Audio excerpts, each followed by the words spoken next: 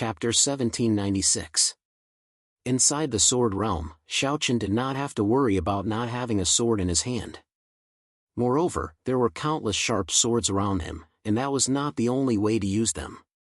With a thought, the hundreds of dustless swords turned around and pointed at Mu Fan.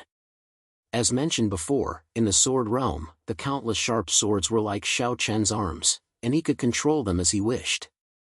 However, Xiaochen's control of the sword realm was not deep enough, so Xiaochen could not control too many swords at once. At most, he could only control a few hundred swords. Even so, it was extremely shocking. Think about it, Xiaochen's combat strength was already so terrifying with just one dustless sword in hand. If there were hundreds of dustless swords, how powerful would he be? Just as Mu Fan defeated Xiaochen's two swords, before he could catch his breath, the hundreds of dustless swords shot towards him. Seeing the hundreds of dustless swords attacking him at the same time, the corners of Mu Fan's eyes twitched unconsciously. The power of these hundreds of dustless swords was definitely not comparable to the sword chi from before. The difference between the two was huge. Facing the attack of hundreds of dustless swords, Mu Fan could not avoid it. He could only take it head-on. With a roar, a purple light shield appeared around Mu Fan again. However, compared to before, this purple light shield was obviously more temporary. Moreover, there were many lines on it that could be seen with the naked eye. Demon Fox Guard! Mu Fan shouted angrily. Then, the hundreds of dustless swords hit the purple light shield fiercely, and the two sides were once again in a stalemate. After more than 100 breaths of resistance, the hundreds of dustless swords were broken one after another. In order to block Xiaochen's attack, Mu Fan had obviously used up a lot of energy. His breath was a little chaotic, which proved that it was not easy for him. After successfully blocking Xiaochen's attack, Mu Fan looked at Xiaochen with cold eyes. Then, a surge of purple gas burst out from his body and quickly condensed into the shadow of a nine-tailed demon fox behind Mu Fan. Mu Fan's aura continued to rise. Clearly, Mu Fan wanted to end the fight with a single strike. Truthfully speaking, Mu Fan did not have the confidence to continue fighting with Xiaochen. Therefore, he might as well end the fight with a single strike. The 9 demon fox phantoms let out a series of roars. Following Mu Fan's action, the 9-tailed demon fox phantoms, which was thousands of feet in size, also fiercely pressed down on Xiaochen with its palm. This was Mu Fan's strongest blow. In terms of power, it was no exaggeration to say that even a complete celestial venerable would not dare to take it head-on. Facing Mu Fan's attack, Xiaochen was obviously unable to dodge it. Of course, Xiaochen had never thought of dodging it. At this moment, dustless swords were floating around Xiaochen's body.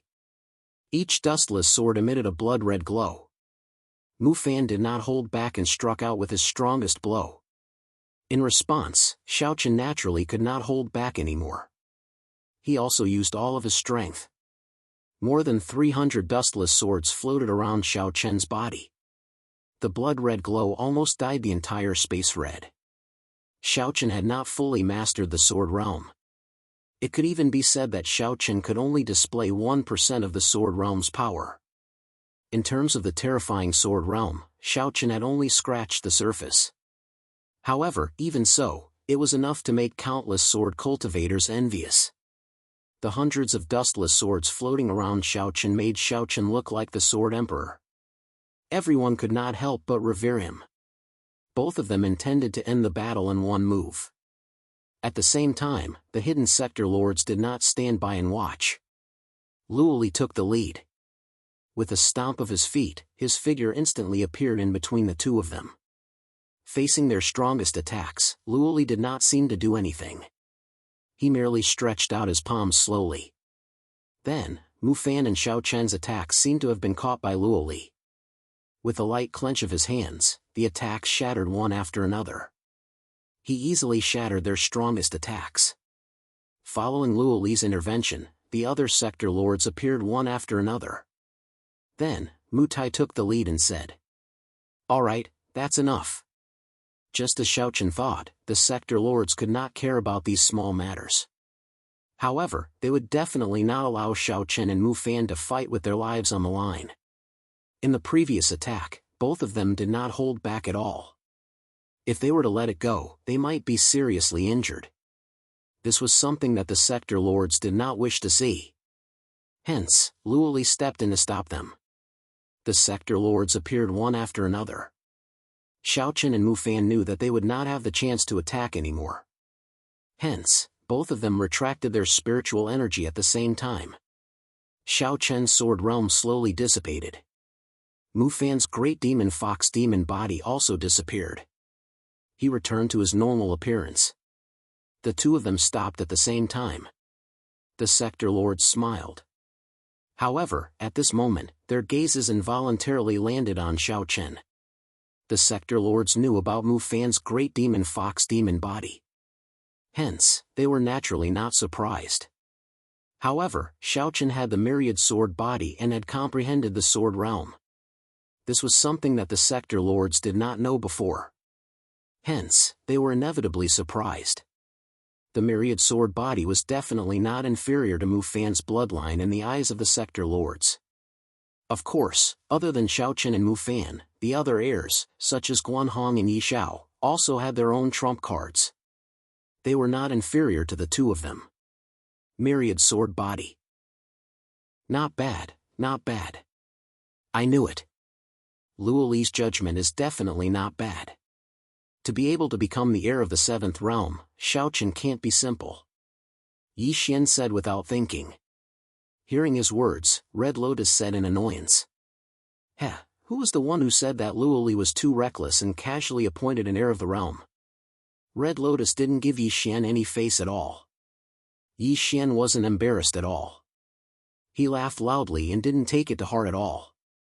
The Sector Lords were very satisfied with Xiaochen's strength, especially with Xiaochen's myriad sword body. With such a special physique and talent, coupled with his battle strength, he definitely met the Hachibara Senkai's requirements for an heir of the realm. Ignoring Yi Xian's laughter, Luoli looked at Xiaochen and said indifferently. Alright, that's about it. You are all heirs of the Hachibara Senkai. What's the point of killing each other? Hearing Luoli's words, Xiaochen was obviously unwilling, but he still nodded. Alright. Xiaochen didn't plan to attack again. On the other side, Mufan also nodded in agreement to Mutai. The two of them agreed not to attack again. However, no one knew what they were thinking in their hearts. In front of the Sector Lords, the two of them didn't show any dissatisfaction. However, this matter probably wouldn't end so easily. Request collection, request monthly votes, request recommendation. Chapter 1797. Under the intervention of the various Sector Lords, Xiaochen and Mufan stopped fighting. Both of them had no intention of continuing the fight. Seeing this, the various Sector Lords understood that with their personalities, it was impossible for them to let the matter rest. However, what could they do? The 8 heirs of Hachibara Senkai were very strong. They had earned a lot of face for the Hachibara Senkai. At least compared to the 8 barren lands, the 8 heirs of Hachibara Senkai were invincible among their peers. However, while earning a lot of face for the Hachibara Senkai, the 8 heirs of Hachibara Senkai were also very independent. They were all very arrogant, and it was not easy to make them obey. The Sector Lords knew this, but they did not think about how to manage Xiaochen and the other heirs of Hachibara Senkai. Perhaps in the eyes of the Sector Lords, people like them who were so talented were born with no scruples. Instead of thinking of ways to suppress them, it was better to let them grow on their own. Sometimes, blindly oppressing them could very well destroy a person's talent and spirit. This was something that the Sector Lords did not want to see. Therefore, all along, the attitude of the Sector Lords towards Xiaochen and the other heirs of Hachibara Senkai was very simple. As long as it was not a matter of principle, they would let them do whatever they wanted. After a few words, Mufan left under the lead of Mutai. After Mufan left, in the outside world, after Xiaochen appeared, Ma Tang and the rest of the strong people from the first realm also chose to leave. Since the Sector Lords had already stepped in, there was no room for them to make a fuss. They were all smart people, and naturally, they would not go against the Sector Lords' wishes. With the intervention of the Sector Lords, the matter seemed to have been resolved satisfactorily. However, in the hearts of Xiaochen and Mufan, they did not think so. With Mufan's character, he would definitely make a move against Xiaochen. On the other hand, it was the same for Xiaochen. If there was a chance, Xiaochen would definitely not hesitate to kill Mufan. The two of them were not the kind of people who would forget grudges with a smile. Revenge was their motto. However, due to various reasons, if they wanted to kill each other, they had to wait patiently for the right opportunity. The sector lords did not appear. After Ma Tang and the other First Realm experts left, the 100 Spirits sect's great saint emperors bowed respectfully to Xiaochen and thanked him. As a subordinate force of the 7th Realm, the 100 Spirits sect had to rely on the 7th Realm at all times. Xiaochen was the heir of the 7th Realm. In the eyes of the people of the 100 Spirits Valley, he was undoubtedly an important figure. In front of Xiaochen, no one dared to be presumptuous. In the face of the people of the 100 Spirits Valley bowing and thanking him, Xiaochen did not care too much. After staying in the 100 Spirits Valley for less than an hour, Xiaochen and the others also left. This time, Mufan's revenge plan did not succeed. On the way back to the 7th Realm in the starship, Xiaochen did not take Mufan's matter to heart. Instead, it was Yu Shujin who spoke to Xiaochen worriedly. "Senior Xiaochen, can't you think of a way to resolve the matter between you and Mufan? It's not a good idea to keep fighting like this." Yu Shujin was smart. She knew that Xiaochen had not forgotten about the matter between Mufan and Xiaochen. However, after hearing her words, Xiaochen sneered indifferently. "Resolve? One day, I'll kill him. Then, won't it be resolved?" As for Yu Shujin, she wanted Xiaochen to find a way to reconcile with Mufan, but this was obviously impossible. First of all, not to mention whether Mufan would accept it or not, she would never say anything to Xiaochen. If she wanted Xiaochen to take the initiative to reconcile with Mufan, it would be better to let Xiaochen find a chance to kill Mufan. Hearing Xiaochen's words, Yu Shujin's face showed a touch of helplessness. It seemed that the matter between Xiaochen and Mufan was difficult to resolve. Feeling the change in Yu Shujin's expression, Xiaochen showed a faint smile and said, "Well, you don't have to worry about this matter. I will only deal with it. Just find a chance to kill him." It was obvious that he wanted to kill Mufan, but when these words came out of Xiaochen's mouth, it was as simple as eating and drinking. People who did not know would think that Xiaochen wanted to kill an ordinary warrior. Seeing that Xiaochen had made up his mind to kill Mufan, Yu Shujin did not say anything more. The starship returned to the 7th Realm safely, and the following days were very peaceful. In the blink of an eye, half a month had passed. In this half a month, Xiaochen and Mufan did not find trouble with each other again, as if they had really forgotten the previous unhappiness. However, this was obviously only on the surface. Secretly, Xiaochen and Mufan had never given up and had never thought of reconciling with each other. On this day, Xiaochen was cultivating in the courtyard, while Hong Xiu accompanied Luan Luan out to play. Just as Xiaochen was cultivating, a genius from the 7th Realm hurried in. Seeing that Xiaochen was cultivating, the genius did not dare to disturb him and could only wait by the side. Fortunately, he did not have to wait for long. After a short while, Xiaochen slowly opened his eyes and looked at the genius. "What's wrong?" "Senior brother, Tianhong has left the First Realm." In the face of Xiaochen's inquiry, the genius replied respectfully. Tianhong was one of the 2 geniuses from the First Realm who had injured Wang Qi and the other 3 in the 7 Stars City. Tianhong could be said to be the leader. Back in the 7 Stars City, in addition to more than 100 experts from the Himing sect, there were also 2 geniuses from the First Realm. Xiaochen had killed one of them when he arrived at the 7 Stars City. Tianhong was the only one left. At that time, he had already returned to the First Realm, so Xiaochen could not kill him. It could be said that those who had participated in the incident in the 7 Stars City were now dead. They had been killed by the people from the 7th Realm led by Xiaochen. Only Tianhong was still alive. He had been secretly watching Tianhong's every move. Nearly a month had passed, and Tianhong had finally left the First Realm. Hearing the genius's words, Xiao Chen's eyes flashed coldly. You're finally willing to come out? If he didn't kill Tianhong, the incident in the Seven Stars City would not be over. With Xiao Chen's character, since he dared to attack the Seventh Realm, he naturally had to pay the price. Therefore, Tianhong had to die. Sensing the coldness in Xiao Chen's eyes, the genius hesitated for a while. In the end, he said worriedly, "Senior brother, if we kill Tianhong, will we?" Knowing that Xiao Chen was going to kill Tianhong, the genius was still somewhat worried. After all, the realm lords had already stepped in. And now, if Xiao Chen killed Tianhong, the genius was worried that he would offend the First Realm. Begging for collection, begging for monthly votes, begging for recommendation. Chapter 1799. He easily killed Mu Fan with a single finger, and there was nothing left of him. As soon as he finished speaking, Xiao Chen floated away. As for the blood mist, it quickly dissipated between heaven and earth. Everything returned to calm again, as if nothing had happened. Tianhong was dead, and his body was gone. Even if Tianhong's life token in the First Realm was broken, so what?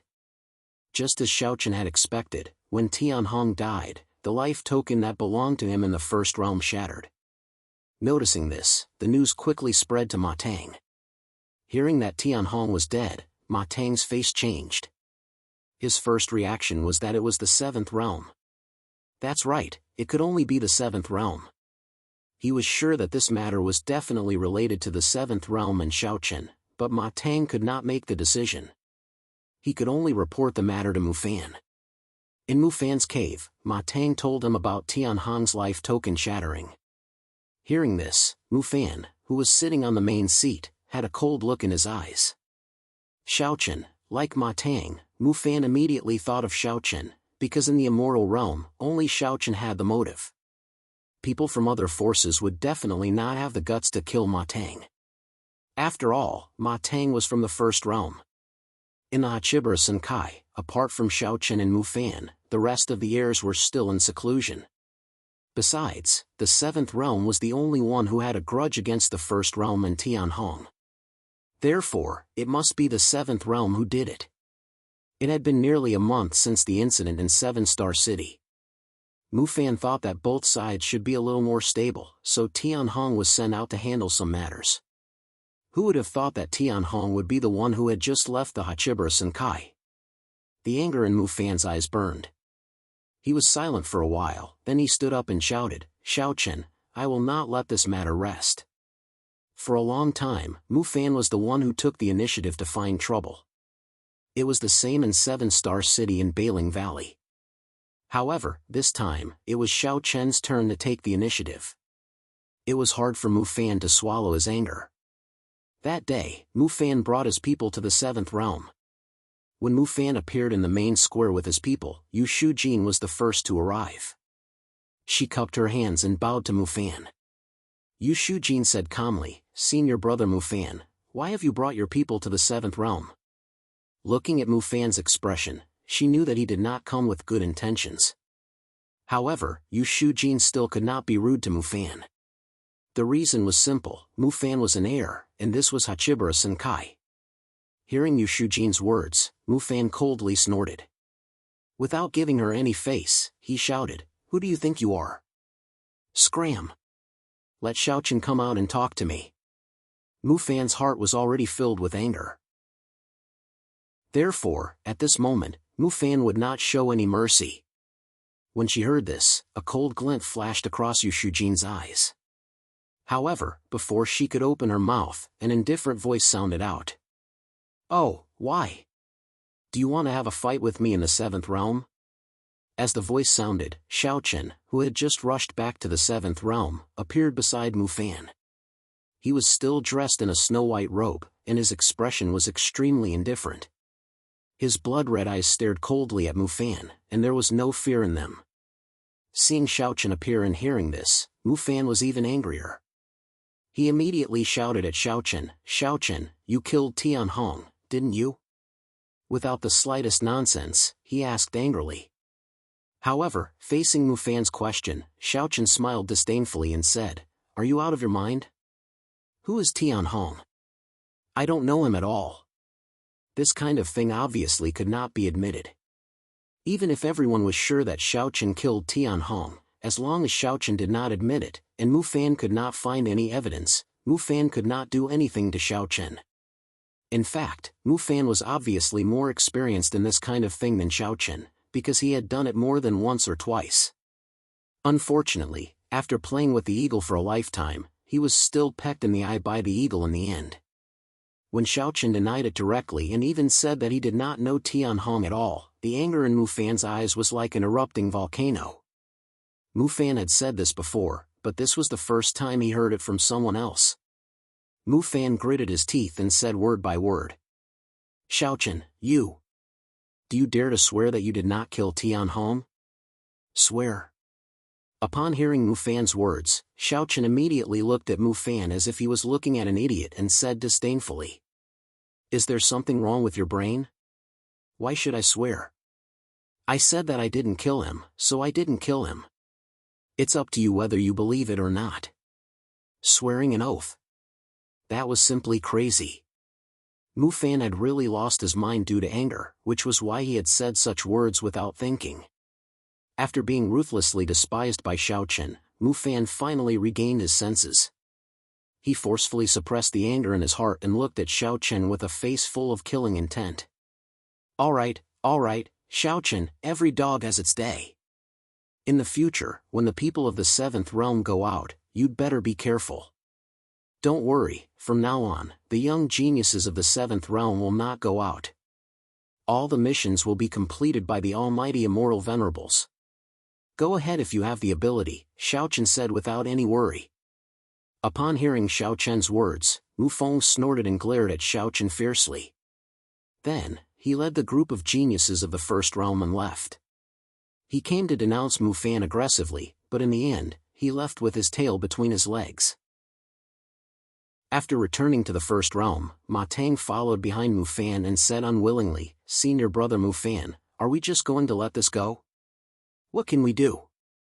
Xiaochen doesn't admit it. Do you have any evidence? Mu Fan replied unhappily.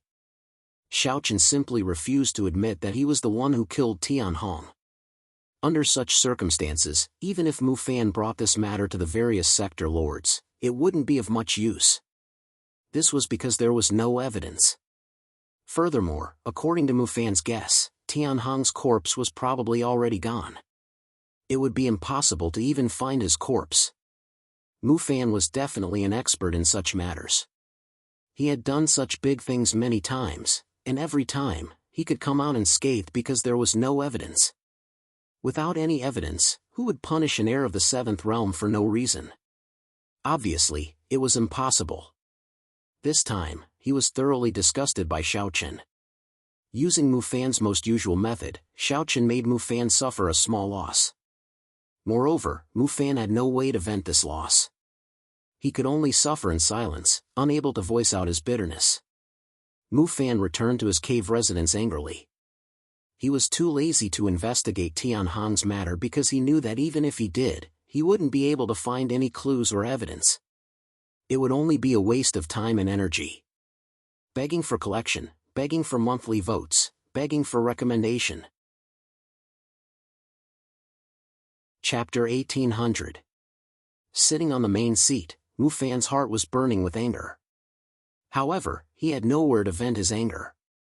He took a deep breath and finally said to Ma Tang, who was sitting below him, "Don't go out during this period of time.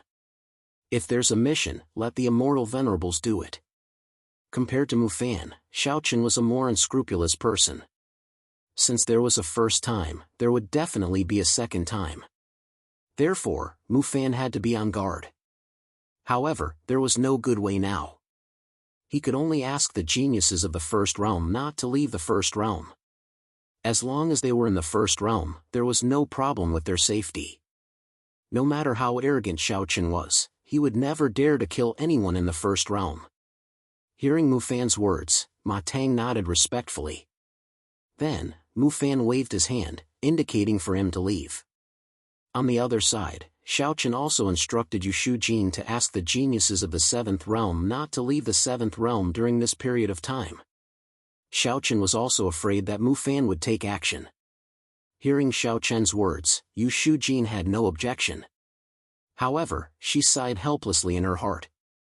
Now that things had developed to this point, she didn't know how Xiaochen and Mu Fan would end things.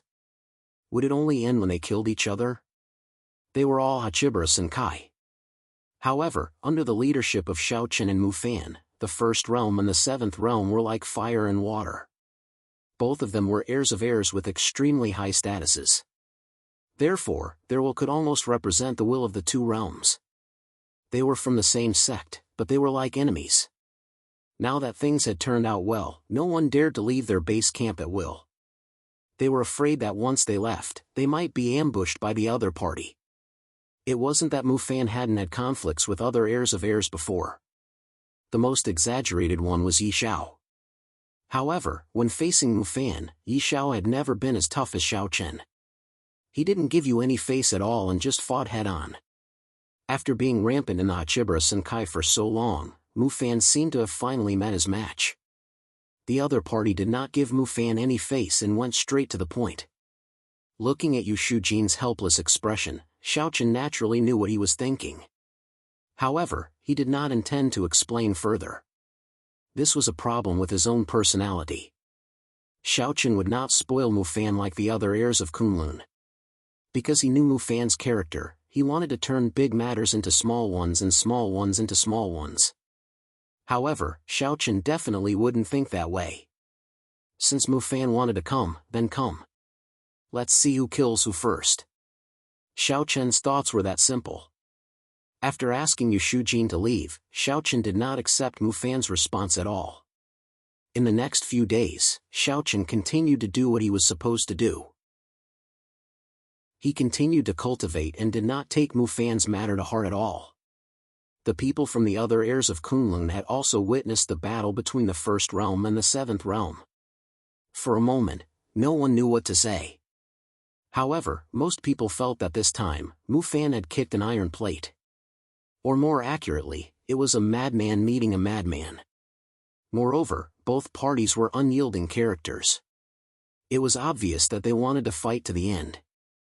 They did not want to be involved in the battle between the two realms. Moreover, at this time, the heirs of the other heirs of Kunlun, such as Guanhong and Yi Xiao, were still in seclusion. Without a leader, naturally, no one could make a decision. However, because of the battle between Xiaochen and Mu Fan, the atmosphere in the Hachibara Senkai became a little strange. At least, it was the same between the seventh realm and the first realm. Every time the young geniuses of the two realms met, the smell of gunpowder was extremely strong. There was a possibility that a war could break out at any time. Fortunately, the Hachibara Senkai were not fools. They knew that they had to restrain themselves. Therefore, there were no large-scale conflicts for the time being. The Hachibara Senkai was strange and calm. Meanwhile, in the seventh wilderness, the wills of the heavenly attainment realm had gathered together in the eighth wilderness. After the previous battle in the second wilderness, the seventh wilderness had become the headquarters of the eighth wilderness. Although the will of the heavenly way of the other wills would not stay in the seventh wilderness all the time, if there were any important matters to discuss, almost all of them would gather in the seventh wilderness. A huge white palace stood on what used to be the seventh mainland of the seventh wilderness, which was the central world where Xiaochen and the others used to be. However, this mainland had been renamed the eighth wilderness mainland. It was the center of power of the eighth wilderness. Many of the forces that used to be on the seventh mainland had been expelled to other mainlands. This included the Xianyuan clan, the Dragon clan, the Taiyang sect, and other forces that used to be familiar with Xiaochen. They were no longer in the eighth wilderness mainland. However, the sacred palace and the Xiao family were not expelled. Instead, they were closely monitored and placed under house arrest. Knowing the relationship between the sacred palace, the Xiao family, and Xiaochen, the will of the heavenly way felt that they might be useful in the future. Therefore, they were temporarily placed under house arrest. Of course, the matter between the sacred palace and the Xiao family was only a small matter to the will of the heavenly way. Usually, they would not care about it at all. It was just for emergencies. At this moment, the will of the heavenly way gathered in the eighth wilderness mainland for something that had been planned for a long time. It was to cultivate a holy son that truly belonged to the eighth wilderness. There were 8 heirs in the 8 barren immortal world. On the other hand, there was no one in the 8 barren immortal world who could compete with the heirs of the 8 barren immortal world. As a result, the 8 barren immortal world was almost completely suppressed by the younger generation. In order to change this situation, the will of the heavenly way had long planned to cultivate a true holy son that could compete with the 8 heirs of the Hachibarus and Kai.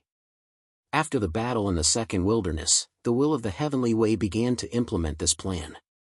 The reason why the 8 heirs of the Hachibarus and Kai were so strong and so different from their peers was ultimately because of the heavenly immortal's mansion and the power of all beings. It was because they had absorbed the power of all beings that the 8 heirs of the Hachibarus and Kai had undergone a qualitative change. They had completely widened the gap between themselves and their peers.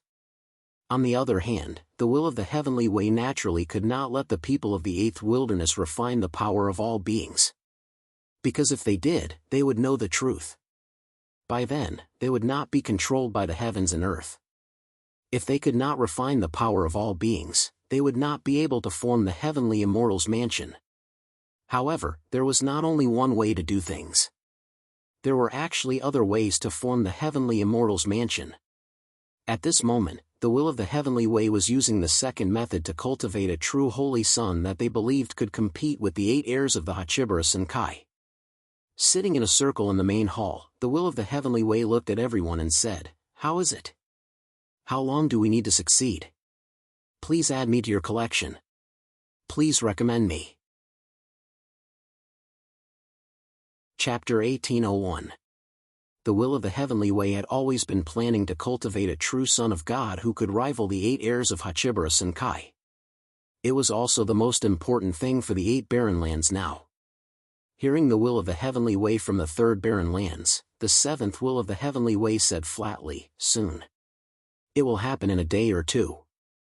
After the battle in the 2nd barren lands, the will of the heavenly way had selected the 8 most talented people from the younger generation and used special methods to help them condense the heavenly immortal mansion and break through to the immortal realm. These 8 people were called the Chosen Sons and would compete with the 8 heirs of Hachibarus and Kai in the future.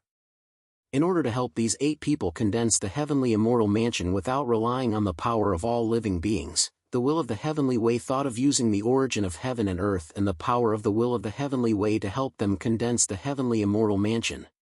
It was obviously impossible to rely solely on the origin of heaven and earth to condense the heavenly immortal mansion. However, if the power of the will of the heavenly way was combined, it would be enough to replace the power of all living beings and allow them to condense the heavenly immortal mansion. However, this method also consumed a lot of energy for the wills of the heavenly Tao. This was because they had to give up a portion of their own energy. Only then would they be able to condense the heavenly immortal manner. Therefore, this method could not be used on a large scale. It was already the limit of the will of the heavenly way to support these 8 chosen sons. If there were more people, it would cause irreversible damage to the will of the heavenly way. The Hachibarus and Kai was thinking about how to refine the power of the will of the heavenly way. On the other hand, the will of the heavenly way was using their own power to cultivate the chosen ones that were specifically targeted at the heirs. After the battle in the second wilderness, the battle between Hachibarus and Kai and Bangs and Kai was getting more and more intense. Although both sides did not make any moves during this period of time and seemed to be very calm, in fact, under this calm, there were surging undercurrents. Both sides were making preparations, preparing for the upcoming great battle. Second Desolate's great battle could be said to be a fuse for both sides. In just 1 or 2 days, the heavens chosen one of the 8 Desolates would be able to successfully come out of seclusion. About 3 days later, on the morning of the 8 Wastelands continent, 8 terrifying auras soared into the sky. Sensing the appearance of these 8 auras, the members of the will of the heavenly way who had been gathered in the main hall all smiled. These overbearing auras were at the level of the immortal realm, but they were comparable to the immortal venerables. Needless to say, these 8 chosen ones must have broken through. After putting in so much effort, they had finally succeeded. the wills of the heavenly ways could not help but let out a sigh of relief. With a single movement, the wills of the heavenly ways appeared in the main square outside the hall in the blink of an eye. At the same time, 8 young figures slowly appeared as well. The 8 young men and women, but each of them had an extraordinary temperament. Looking at the 8 people in front of them, the members of the will of the heavenly way smiled and nodded in satisfaction. These 8 people were the opponents of the Hachibara Senkai's 8 heirs. Of course, with their current strength, they were still unable to compete with the 8 heirs of the Hachibara Senkai.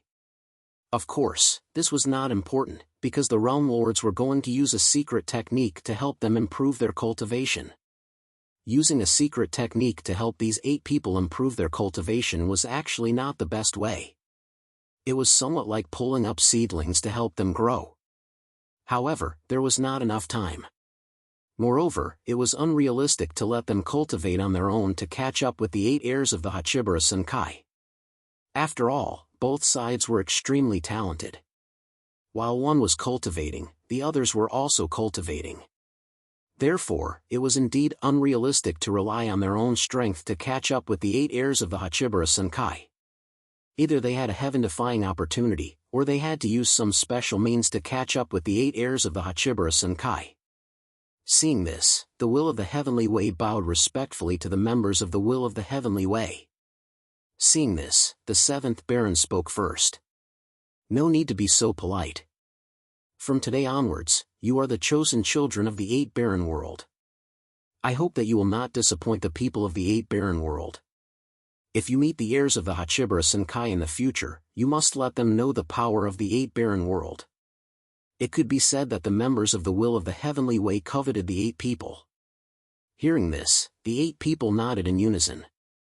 In order to fight against the Hachibara Senkai, the 8 Baron world had indeed done everything possible. At this moment, if Xiaoqin were here, he would definitely be shocked.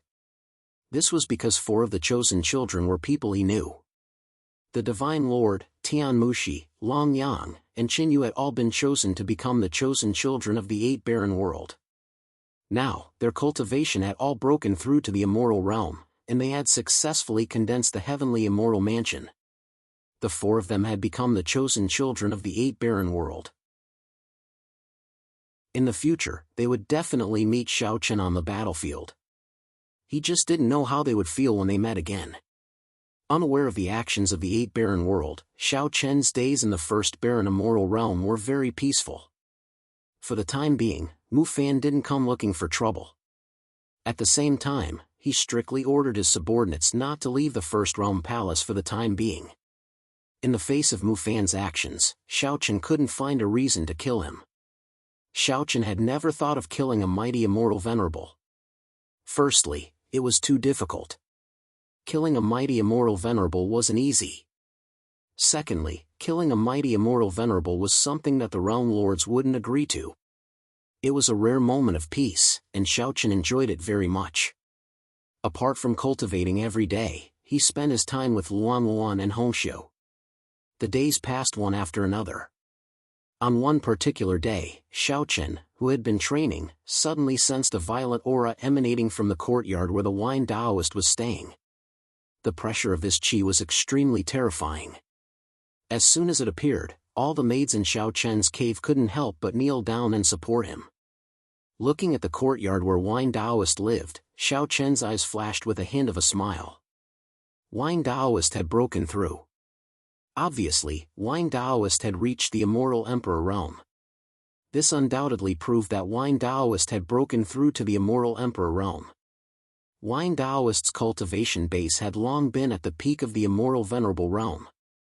He was already one step away from the immortal Emperor realm. Therefore, Xiaoqin wasn't surprised by Wine Taoist's breakthrough. It was just a matter of time. However, Xiaoqin was genuinely happy about Wine Taoist's successful breakthrough.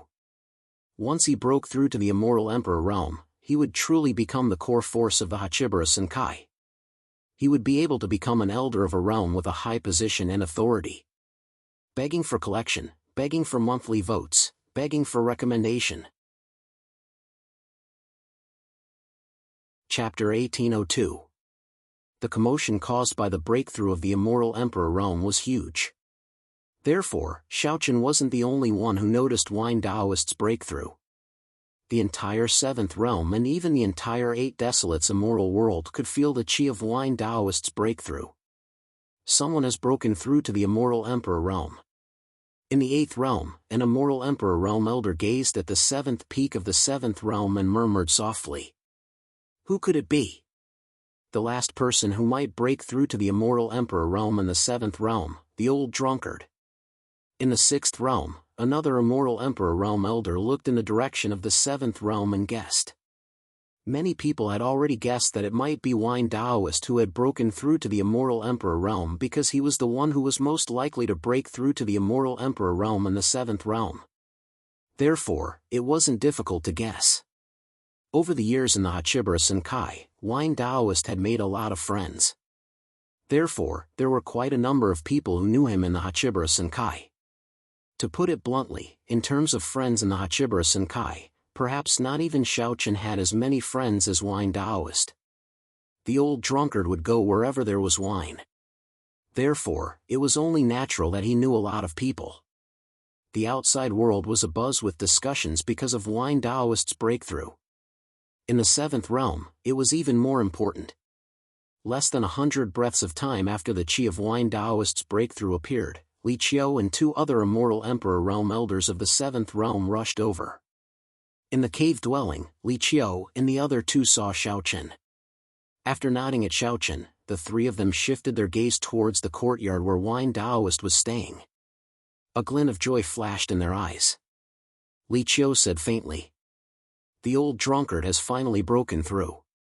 Previously, there were rumors that Wine Taoist was almost designated as the ninth elder of the Seventh Realm and would be officially appointed once his cultivation base broke through to the Immoral Emperor realm. Now, it seemed like this rumor was true. Across the entire Seventh Realm, there were only 8 elders who had reached the Immoral Emperor realm.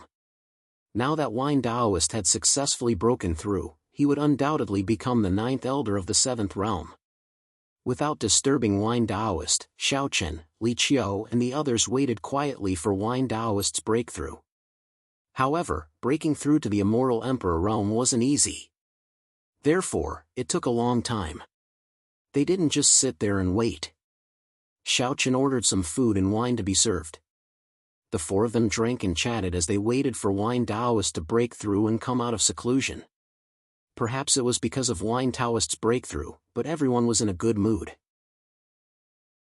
They chatted and laughed merrily. Of course, as an heir of Kunlun's field, Xiaochen's status was on par with Li Qiu and other elders. Thus, he did not feel restrained at all when drinking with the 4 of them. He was very relaxed. After 3 whole days, Wine Taoist's breakthrough aura slowly receded. As the aura receded, Wine Taoist's breakthrough should be complete. Sure enough, around 2 hours later, Taoist Wine had successfully broken through and emerged from his closed-door cultivation. When he saw Taoist Wine who was already at the Immoral Emperor realm appear before him, it was still Xiaochen who took the initiative to stand up and congratulate him. "Old drunkard, you've finally broken through to the Immoral Emperor realm." Xiaochen rarely called Wine Taoist master. Of course, Wine Taoist didn't like it either. When he heard Xiaochen's words, Wine Taoist scolded him with a smile. "You're just a little brat.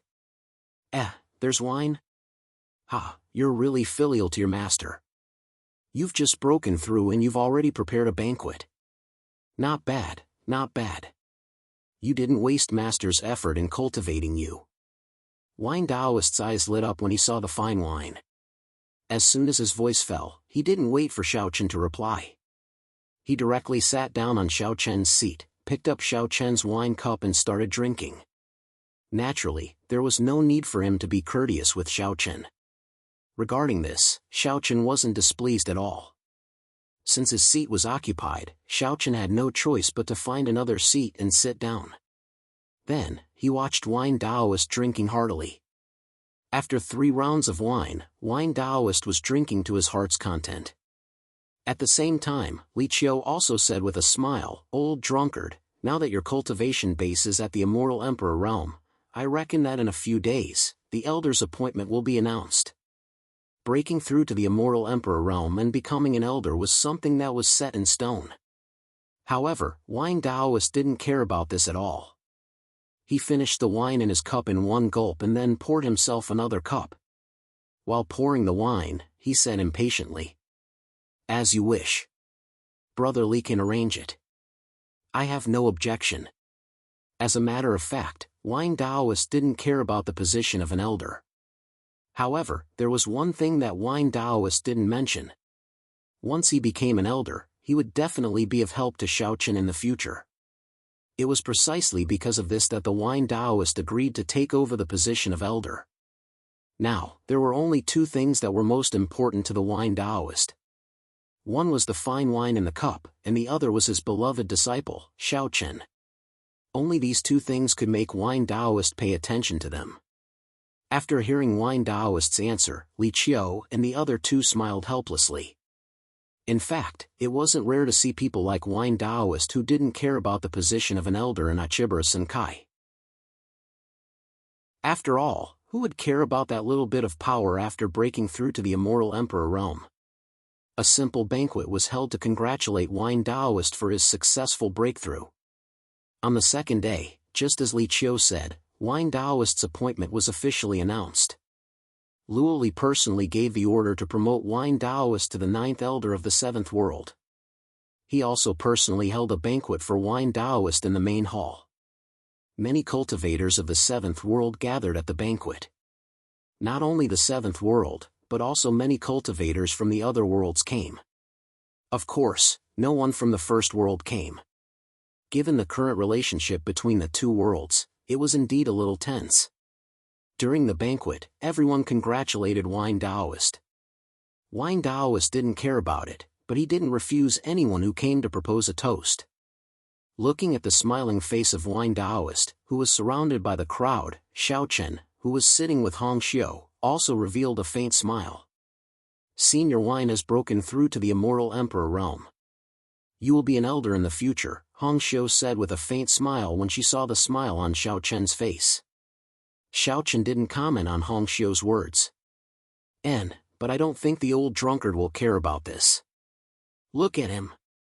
He's not happy because of the congratulations, but because there are so many people who can drink with him.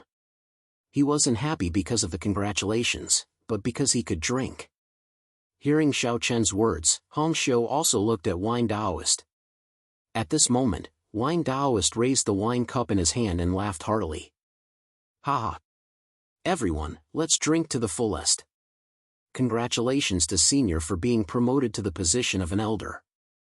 Upon hearing Wine Taoist's words, everyone congratulated him in unison. Then, they emptied the cup in one gulp. Wine Taoist naturally didn't want to fall behind. He also emptied the cup in one gulp and said with a smile. Ha, good, good. Begging for collection, begging for monthly votes, begging for recommendation. Chapter 1803. Because Wine Taoist had broken through to the immortal Emperor realm, he had successfully become the 9th Elder of the 7th realm. However, the change in his status didn't affect him at all. He continued to do what he was supposed to do every day. On the third day after Wine Taoist became an elder, the aura of a breakthrough also came from the direction of the 8th realm. However, this aura was obviously only at the immortal realm. Yi Xiao had been in seclusion for a long time and had successfully raised his cultivation base to the perfection immortal realm. He had finally caught up with Xiaochen and Mufan. Yi Xiao had also broken through his seclusion. Immediately, all the geniuses of the 8th realm rushed to Yi Xiao's cave residence to congratulate him. In the main hall, Yi Xiao sat on the main seat and looked down at the geniuses of the 8th realm. He said with a faint smile, "Well, did anything happen during this period of time?" Yi Xiao was naturally overjoyed by everyone's congratulations. However, on second thought, Yi Xiao still asked if anything had happened while he was in seclusion. In response to Yi Xiao's question, one of the geniuses of the 8th realm stood up and replied. "Senior brother, everything is fine in the 8th realm. However, the 1st and 7th realms are in a bit of a mess. During Yi Xiao's seclusion, nothing happened in the 8th realm. Mu Fan was also busy dealing with Xiaochen, so he didn't have time to pay attention to the 8th realm. He told Yi Xiao about the recent conflict between Xiaochen and Mu Fan. Upon hearing this, Yi Xiao immediately burst into laughter. "Ah, Mu Fan, this is what you have to face. You've kicked an iron plate this time." Yi Xiao was naturally delighted to suffer defeat in the hands of Xiaochen. He had a grudge against Mu Fan and was also on good terms with Xiaochen. Now that Xiaochen had dealt with Mu Fan, how could Yi Xiao not be happy? After laughing, Yi Xiao immediately ordered someone to invite Xiaochen and Hong Xiu over for a drink tonight. His cultivation base had broken through and Xiaochen had dealt with Mu Fan. To Yi Xiao, this was a double blessing. How could he not drink on such a joyous day? In response to Yi Xiao's joy, the geniuses below all nodded in agreement. That night, Xiaochen brought Hong Xiu and Luan to Yi Xiao's cave residence as promised. At this time, many geniuses of the 8th realm had gathered there, and they stood up and saluted twos respectfully. Yi Luan. Many of the heirs of the 8th realm naturally knew about the relationship between Yi Xiao and Xiaochen, so they did not dare to be disrespectful to Xiaochen. Led by a maid, Xiaochen quickly came to the main hall. Seeing Xiaochen, Yi Xiao said without restraint. "Ha, brother Xiaochen, I've heard that you've made Mu Fan suffer quite a bit during this period of time. Even Tian Hong was killed by you." "Ha, good. I didn't kill Tian Hong." Hearing Yi Xiao's words, Xiaochen pursed his lips helplessly. Although everyone was certain that Tian Hong had been killed by Xiaochen, Xiaochen would never admit it. That was because admitting it and not admitting it were two completely different results. If he admitted it, Mu Fan would have a reason to make things difficult for him. If he did not admit it, Mu Fan would not be able to do anything. Even though he knew the truth, he did not have any evidence. Hearing Xiaochen's words, Yi Xiao immediately reacted. He smiled embarrassedly and said, "Ha, yes. Look at my mouth. I've been talking nonsense all day." Seeing Yi Xiao's exaggerated actions, Xiaochen could not help pursing his lips. Then, without saying anything more, he held Luan's hand and went to sit down. Luan was not very excited about such a lively scene. Fortunately, there was Hong Xiu beside her to take care of her. Otherwise, Xiaochen would have been exhausted. She chatted with Yi Xiao occasionally. There were no rules at the banquet. Instead, the geniuses of the 8th realm all came to toast Xiaochen and Yi Xiao. However, Yi Xiao and Xiaochen did not refuse any of them. The banquet lasted until late at night before everyone gradually dispersed. In the next few days, Guanhong and the other heirs also successfully broke through and came out of seclusion.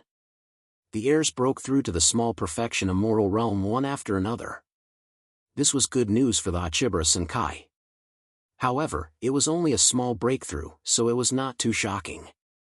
On the other hand, the realm lords gathered together after Xiaochen and the other heirs broke through to the small perfection immortal realm. Yi Xian smiled faintly as he drank the wine in the wine pot. These little guys have all broken through. I think we should be able to open the immortal realm. Let's wait a little longer. We'll talk about it after they break through to the great perfection immortal realm. When the immortal realm is opened, it might help them break through to the immortal sovereign realm, Qingyan said lightly. Yi Xian and the others naturally saw the heirs' breakthroughs. They naturally wanted Xiaochen and the others to grow up as soon as possible. They did not know what the realm lords were planning.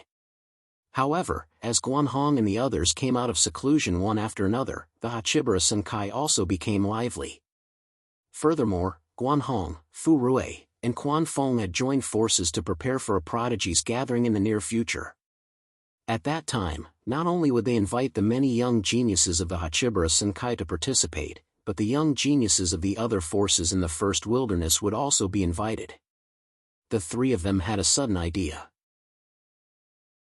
However, due to their status and reputation, as well as the fact that they had invited the other heirs, the news of the prodigies gathering quickly spread throughout the First Wilderness.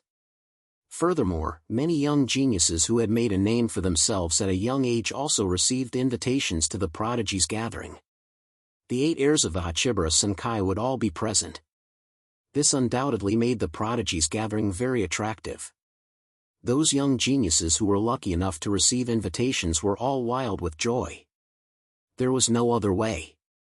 Among the younger generation of the First Wilderness, the 8 heirs of the Hachibara Senkai were definitely everyone's idols. Now that they were fated to meet their idols, and it was a gathering of the 8 heirs of the Hachibara Senkai, no one would be willing to give up such an opportunity. Countless young geniuses rushed towards the Immortal Realm continent. Everyone wanted to see the glory of the 8 heirs of the Hachibara Senkai. Of course, those who were qualified to participate in the prodigies gathering were in the minority. More people could only watch from afar. Guanhong and the other two did not expect that their sudden idea would cause such an uproar in the First Wilderness. The three of them also did not expect that because of their sudden idea, the prodigies gathering would become the first gathering of the younger generation in the First Wilderness, and even the entire 8 Wastelands world. Every time the prodigies gathering was held, countless young geniuses would be excited. Being able to participate in the prodigies gathering had also become a symbol of status among the younger generation. Begging for collection, begging for monthly votes, begging for recommendations. Chapter 1804. News of the prodigy gathering spread like wildfire across the First Wilderness. Many young prodigies from various continents rushed towards the Immortal Realm. On a tall mountain, 2 young men stood facing each other. One of them smiled and waved a golden invitation card in his hand. "Brother Wang, I received an invitation to the prodigy gathering. This time, I can finally see the true faces of the 8 heirs." "Ha, Brother Cheng, do you think you're the only one who received it? I'm not that talented, but I also received an invitation to the prodigy gathering." Hearing this, the other young man took out an identical golden invitation card and waved it with a smile. The two of them came from different forces, but they were both the number one of the younger generation in their respective forces. Moreover, their forces were not weak. Both of them were lucky enough to receive an invitation to the prodigy gathering. Seeing this, they smiled at each other and said, "All right, then let's go to the Immortal Realm together." As the saying went, the kind of people made the kind of friends. Everyone had their own social circles.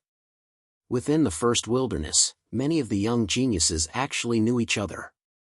Even if they had not met before, they would definitely have heard of each other's deeds and names. Therefore, such a scene could be seen everywhere in the First Wilderness. Young prodigies who were lucky enough to receive an invitation to the prodigy gathering rushed towards the Immortal Realm in groups of 3 to 5 or in groups of 2. Regarding this matter, all the major sects in the First Wilderness were incomparably supportive.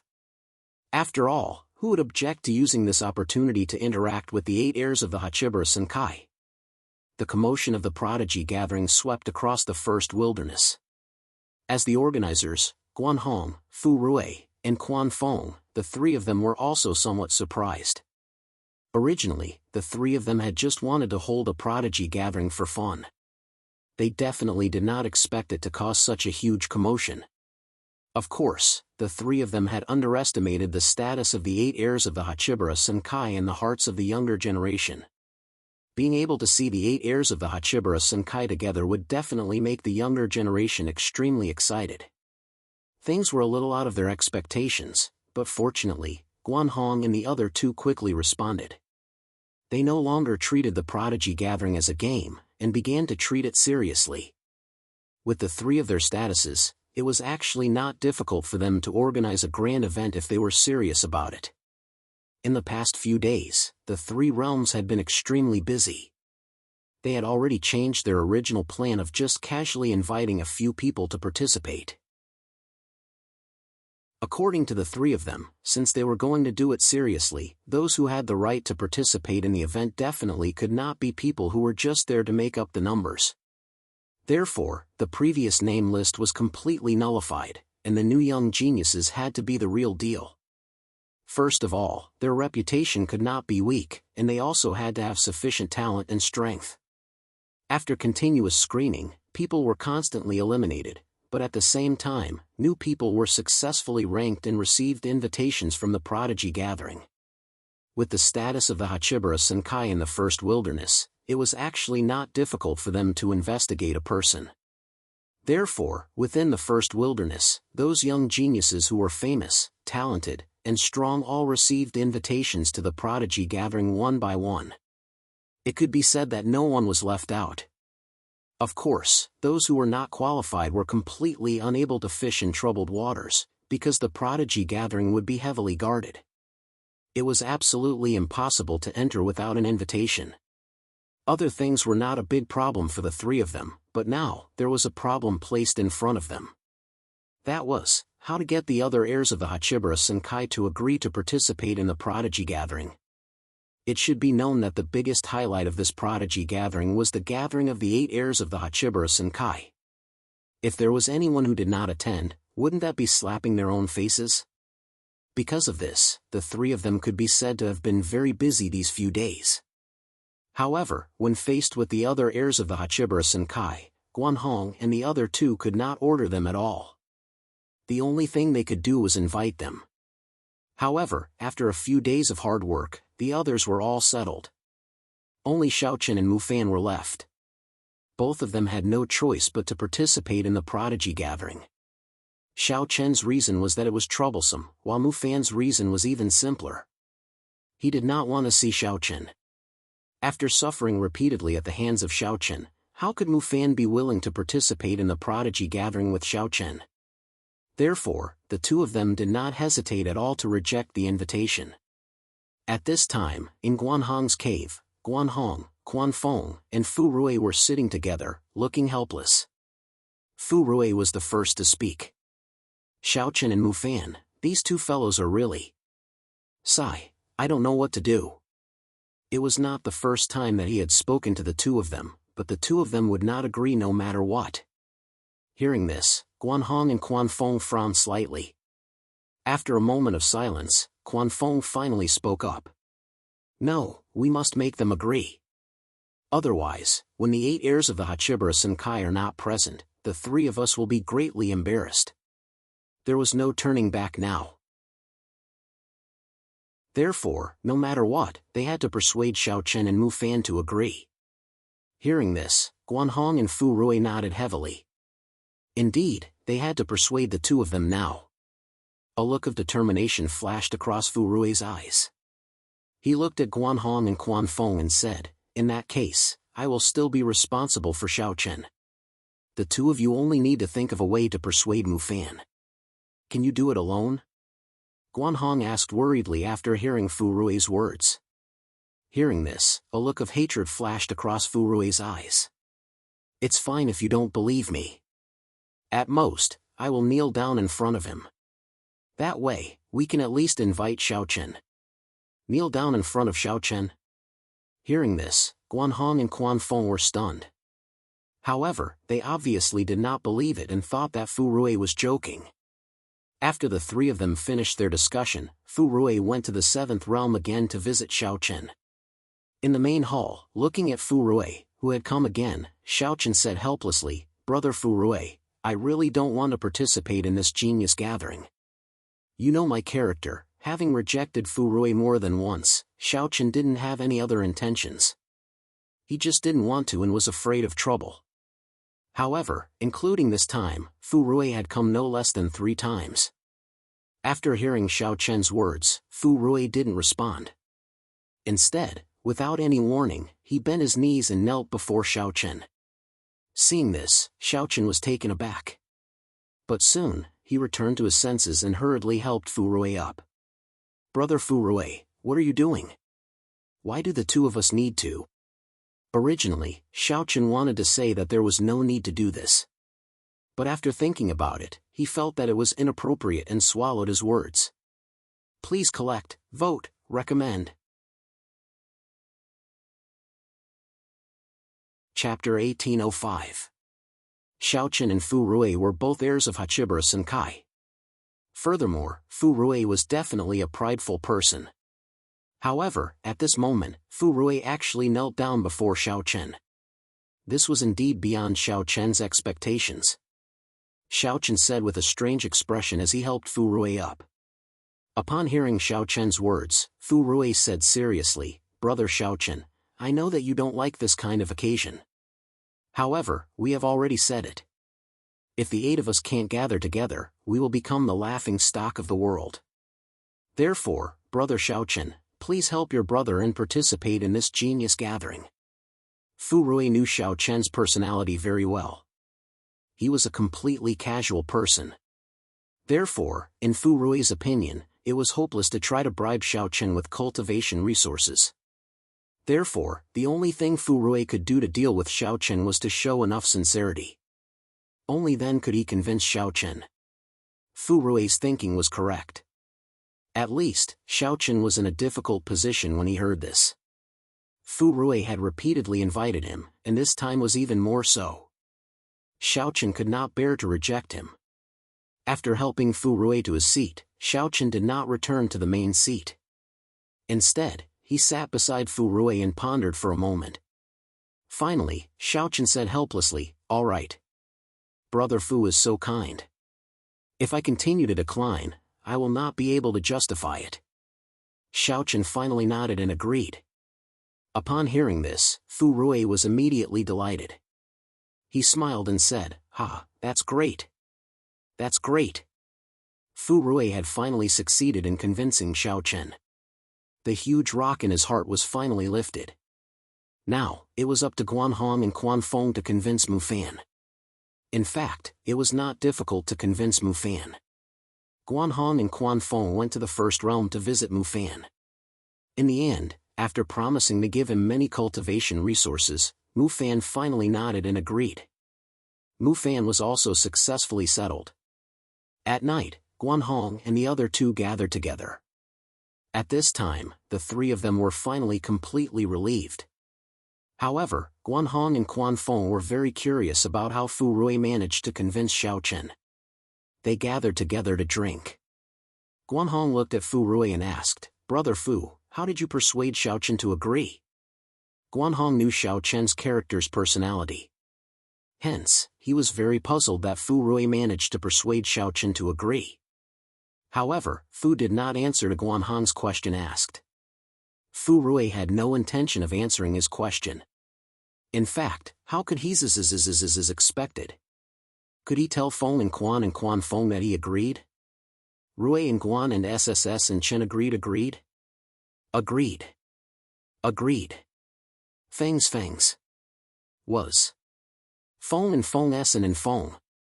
In the beginning, Fu Rui had said that he had to persuade Xiao Chen even if he had to kneel down in front of Xiao Chen. Until now, Guan Hong and Quan Fong had thought that Fu Rui was just joking. Who would have thought that Fu Rui would really kneel down in front of Xiao Chen? However, only Xiao Chen and Fu Rui knew about this. Naturally, Fu Rui would not tell anyone else. As for Xiao Chen, he could rest assured. Given Xiao Chen's character, Xiao Chen would not hesitate to tell others about this. All the heirs of Kunlun had agreed to participate in the Tianjiao gathering. As a result, the preparations for the Tianjiao gathering were carried out in an orderly manner under Guan Hong and the other 2's preparations. Xiao Chen and the others had also agreed to participate in the Tianjiao gathering, so they all helped out. As a result, this Tianjiao gathering was almost as if the entire Hachibara Senkai had poured in all their efforts to create it. With the cooperation of the 8 realms, the scale of the Tianjiao gathering and the various preparations were much more magnificent than Guan Hong and the other 2's expectations. First, the location of the Tianjiao gathering was chosen. It was controlled by the Hachibara Senkai and had the most beautiful scenery in the immoral realm, the Qianglu world. The Qianglu world was a small world controlled by the Hachibara Senkai. It did not have any special functions and was not a cultivation secret area. However, it was extremely famous in the first wilderness. The reason was very simple. It was because of the scenery. It was said that the Qianglu world was like heaven on earth. The Qianglu world was like a world in a painting. After the location was chosen and the Tianjiao gathering was held in the Qianglu world, many young talents who came to participate in the Tianjiao gathering were excited again. After all, in the first wilderness, there were very few people who were lucky enough to enter the Qianglu world. The last time the Kyangla world was open to the outside world was 500 years ago. At that time, the realm lords held a banquet and invited some leaders of the big forces in the first wilderness. It was said that the big shots who were lucky enough to attend the banquet were full of praise for the Kyangla world. They all said that it was absolutely a paradise on earth and nothing could be more beautiful.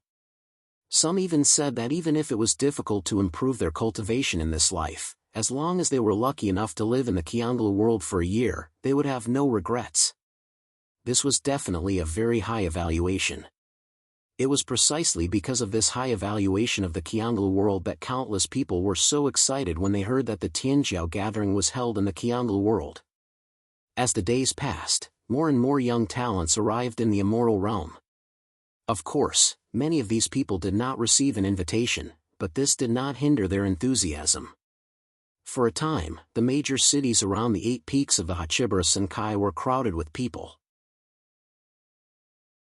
Not only the younger generation, but also many experts of the older generation could not help but be curious and excited. They came to experience the grand occasion of the Tianjiao gathering. Almost all the inns were full. Everyone was waiting for the day of the Tianjiao gathering. In the blink of an eye, a month had passed. At night, many cities around the Hachibara Senkai were quiet. However, under such silence, almost everyone in the city was not in the mood to cultivate, let alone sleep. Because tomorrow was the day of the Tianjiao gathering. In an extremely ordinary guest room, in the courtyard, several young geniuses were gathered together. There were both men and women, and they were all famous young geniuses in the first desolation. This time, they were lucky enough to receive an invitation to participate in the Heaven's Chosen gathering.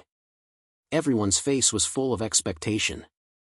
One of the girls said with a face full of expectation, "Tomorrow, we will be able to see the heirs of Kunlun's field. I wonder how they are. Are they like the rumors?" She looked like a love-struck fool. However, this girl was not an ordinary person. She came from the Seven Realms continent. On the Seven Realms continent, countless warriors were afraid of her. Some even called her Rakshasa girl because of her ferocious means.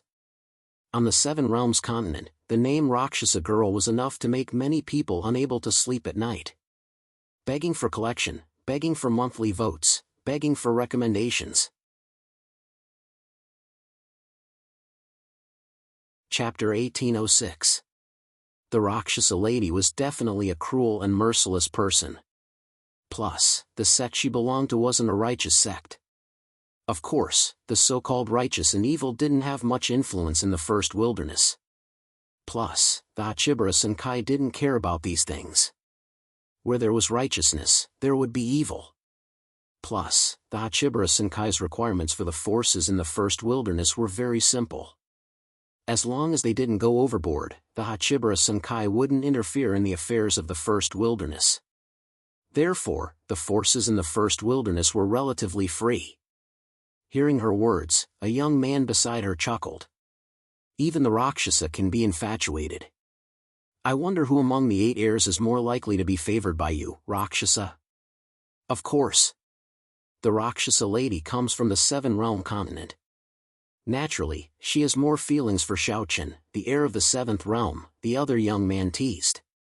Hearing the two's words, Rakshasa's daughter did not refute. On the contrary, she even blushed, which was a rare sight. This was quite surprising. Actually, the 2 young men were right. Among the 8 heirs, the Rakshasa lady did favor Xiaochen more. This was partly because of the 7 realm continent and the 7th realm. But more importantly, it was because of a rumor about Xiaochen. Xiaochen had once been to the 7 realm continent. Since then, many rumors about Xiaochen had spread in the 7 realm continent.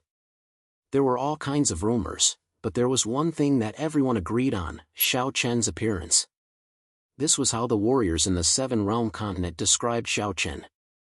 He liked to wear white clothes, his hair was like snow, and his eyes were like blood. Imagining that she would be able to see Xiaochen in person tomorrow, the Rakshasa lady's excitement was indescribable. There were many people who were as excited as the Rakshasa lady. The genius gathering would begin tomorrow. Naturally, they couldn't hide their excitement and joy. The geniuses gathered together under the moonlight, drinking and chatting as they waited for the gathering of geniuses the next day. The night was actually very short, but to the crowd, it felt very long. Finally, it was dawn. For a moment, the various cities around Hachibara Senkai were bustling with activity. Countless people rushed to the city gates and rushed to the Hachibara Senkai. They had already moved the entrance to the Kyanglu world to the Hachibara Senkai. After all, it was impossible to let so many people enter the Hachibara Senkai. Therefore, it was more convenient to move the entrance to the Kyanglu world to the outside. At the foot of the 8 peaks where the Hachibara Senkai was located, many young prodigies from the Hachibara Senkai had already gathered. At the same time, a light door slowly opened, guarded by the crowd. The light gate that was shining with a soft golden light was the entrance to the Jade Pavilion world. Many young prodigies from the 8 realms had gathered here to maintain order. The sky had just brightened, but people had already arrived one after another. However, in front of so many young prodigies from the Hachibara Senkai, no one dared to do anything. What a joke! Although the people who came this time were the lucky young prodigies from the first wilderness, in terms of strength, anyone from the Hachibara Senkai would not be weaker than them. They entered the Jade Pavilion world patiently and orderly. Of course, the only way to enter the Jade Pavilion world was to have an invitation. Moreover, the invitation was made by the Hachibara Senkai, and there was no way to copy it.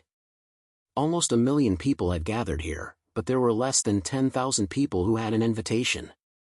Countless pairs of eyes stared at the young prodigies who were holding the invitation in their hands, preparing to enter the Jade Pavilion world.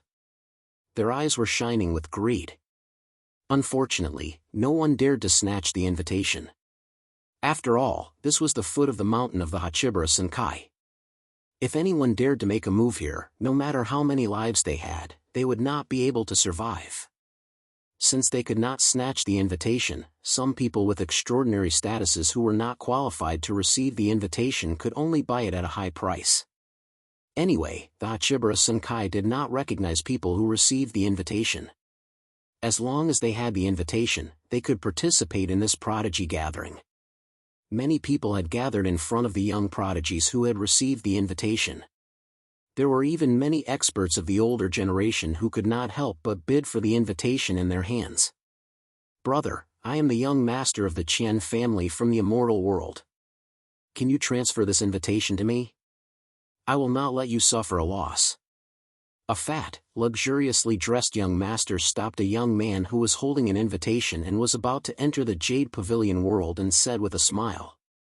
However, upon hearing his words, the young man snorted coldly without hesitation. Scram! Wanting to use money to buy the invitation to the prodigy gathering was simply a retard. Did he not think that this invitation could be measured with money? It was no exaggeration to say that in the eyes of many young prodigies, this seemingly ordinary invitation was a priceless treasure. In the face of the young man's snort, the young master of the Qian family said with a cold expression, "Friend, I am the young master of the Qian family. Are you looking down on the Qian family?" "Qian family? Heh, not to mention you are the young master of the Qian family. Even the head of the Qian family would not dare to show the slightest disrespect in front of me. Today, I am in a good mood and do not want to fight. Scram!" Hearing this, the young man said coldly. After saying that, the young man did not give the young master of the Qian family a chance to reply and strode away. Watching the young man leave, the young master of the Qian family's eyes flashed coldly and said fiercely, "Kid, I will remember you. When the prodigy gathering is over, I will definitely let you know how powerful I am." The young master of the Qian family obviously bore a grudge against the young man. However, after hearing his words, someone beside him laughed disdainfully. "Forget it, your Qian family probably can't do anything to him." Who are you?" Hearing this, the young master of the Qian family glared at him fiercely. The person who spoke wasn't afraid at all when he saw this, and he met the gaze of the Qian clan's young master before he laughed coldly. "That's enough. Even though your Qian clan is very strong in that small area, it's nothing in the entire immortal dimension. Do you know who that person from before was?" Who is he? You know the 100 Spirit Valley, right? He is the young master of the 100 Spirit Valley. Do you think your Qian family is more powerful than the 100 Spirit Valley? Hearing that the young man was the young master of the 100 Spirit Valley, the young master of the Qian family was immediately stunned. What a joke! Compared to the 100 Spirit Valley, the Qian family was nothing. In the entire Qian family, there were only 5 people in the Great Sage. Compared to the 100 Spirit Valley, the Qian family was indeed too weak. It was no wonder that the young man did not care at all after knowing his identity. He really had the right to look down on the Qian family. Please add, vote, recommend. Chapter 1807. The young master of the Qian clan was indeed naive to think that he could use money to buy an invitation to the Geniuses Conference. After all, those who could get an invitation this time were all people of high status. They were either the young masters of various sects, the #1 genius, or the personal disciple of some old monster. Therefore, people like the young master of the Qian clan who wanted to use his status to oppress those young geniuses who had received an invitation was simply courting death. Thinking about it, to be able to become a famous genius, who didn't have a backer? Even if you had a heaven-defying aptitude, it wouldn't work if you didn't have enough cultivation resources to keep up with your cultivation. Therefore, those who could get an invitation to the Geniuses Conference this time could be said to be famous and didn't care about money at all. Therefore, using money to buy an invitation to the Geniuses Conference was definitely not a way to go. They didn't dare to use money to buy an invitation anymore. Scenes like the young master of the Qian clan were actually not uncommon, but the result was almost the same. It was impossible. Young geniuses holding golden invitations entered the Jade Pavilion world one by one. At this time, on the other side of the golden light door, some young geniuses who had already entered the Jade Pavilion world couldn't help but sigh. It was indeed worthy of the title of the most beautiful scenery in the first wilderness. The scenery in the Jade Pavilion world was indeed relaxing and refreshing, making people feel as if they had stepped into the real immoral world. As far as the eye could see, the entire world of the Jade Pavilion was filled with greenery. There were many small mountains scattered around. These mountains were not very tall. Rather than calling them mountains, it would be more appropriate to call them small mounds of earth. Furthermore, in between these short mountains, there were streams that slowly flowed past. Green grass covered the ground, and green bamboos formed a shade. There was also a mirror-like, jade blue sky, as well as pure white clouds that could be said to be within one's reach. Everything felt so serene and tranquil. Being in it, it was as if one's state of mind had become tranquil, unwilling to pay attention to the disturbances of the outside world, only wanting to be free and unfettered in the fields. No wonder someone once said that even if one couldn't make any progress in his life, as long as he could live in the Jade Pavilion world for a year, it would be enough for this life. Indeed, the beautiful scenery in the world of Jade Pavilions was enough to make one forget to leave. There were already maids waiting at the entrance. These maids were temporarily transferred from the Hachibara Senkai. Because they were maids of the Hachibara Senkai, every one of them was extremely beautiful. If they were placed in the outside world, they would not lose out to the young ladies of the big families or sections. Their temperament and appearance could be said to be the best of the best. Furthermore, they were extremely well-mannered. Just by looking at these maids, it was not difficult to see how powerful the Hachibara Senkai was. If these maids were placed in other great saint sects, they could definitely become core disciples. However, they would rather be maids in Hachibara Senkai than become core disciples in those great saint sects. The reason was simple. Even if she was just a maid of the Hachibara Senkai, her treatment was far better than that of a core disciple of a supreme saint sect. It had already been set up in the center of the world of Jade Pavilions. Seemingly simple but beautifully shaped pavilions were arranged in an orderly manner, forming a circle. A clear stream flowed through the pavilions, surrounded by green mountains in the distance. At this time, the young geniuses who were lucky enough to be invited had already gathered here in twos and threes. They were chatting and drinking the fine wine provided by the Hachibara Senkai. At the same time, beautiful maids were shuttling through the crowd. Such a beautiful place made everyone in a good mood. However, when they were chatting, many of them could not help but look at the largest pavilion in front of them. There were a total of 8 seats in this pavilion. Needless to say, it obviously belonged to the 8 heirs of the Hachibara Senkai. The Jade Pavilion's world was one of the reasons why this genius's grand gathering was so attractive. However, more importantly, it was because they could see the 8 heirs of the Hachibara Senkai with their own eyes. That was the most attractive part. Time passed slowly. More and more young geniuses entered the Jade Pavilion's world. This time, there were about 1,000 people in the geniuses' grand gathering. At this time, almost all of them had gathered here. Everyone was chatting and getting to know each other.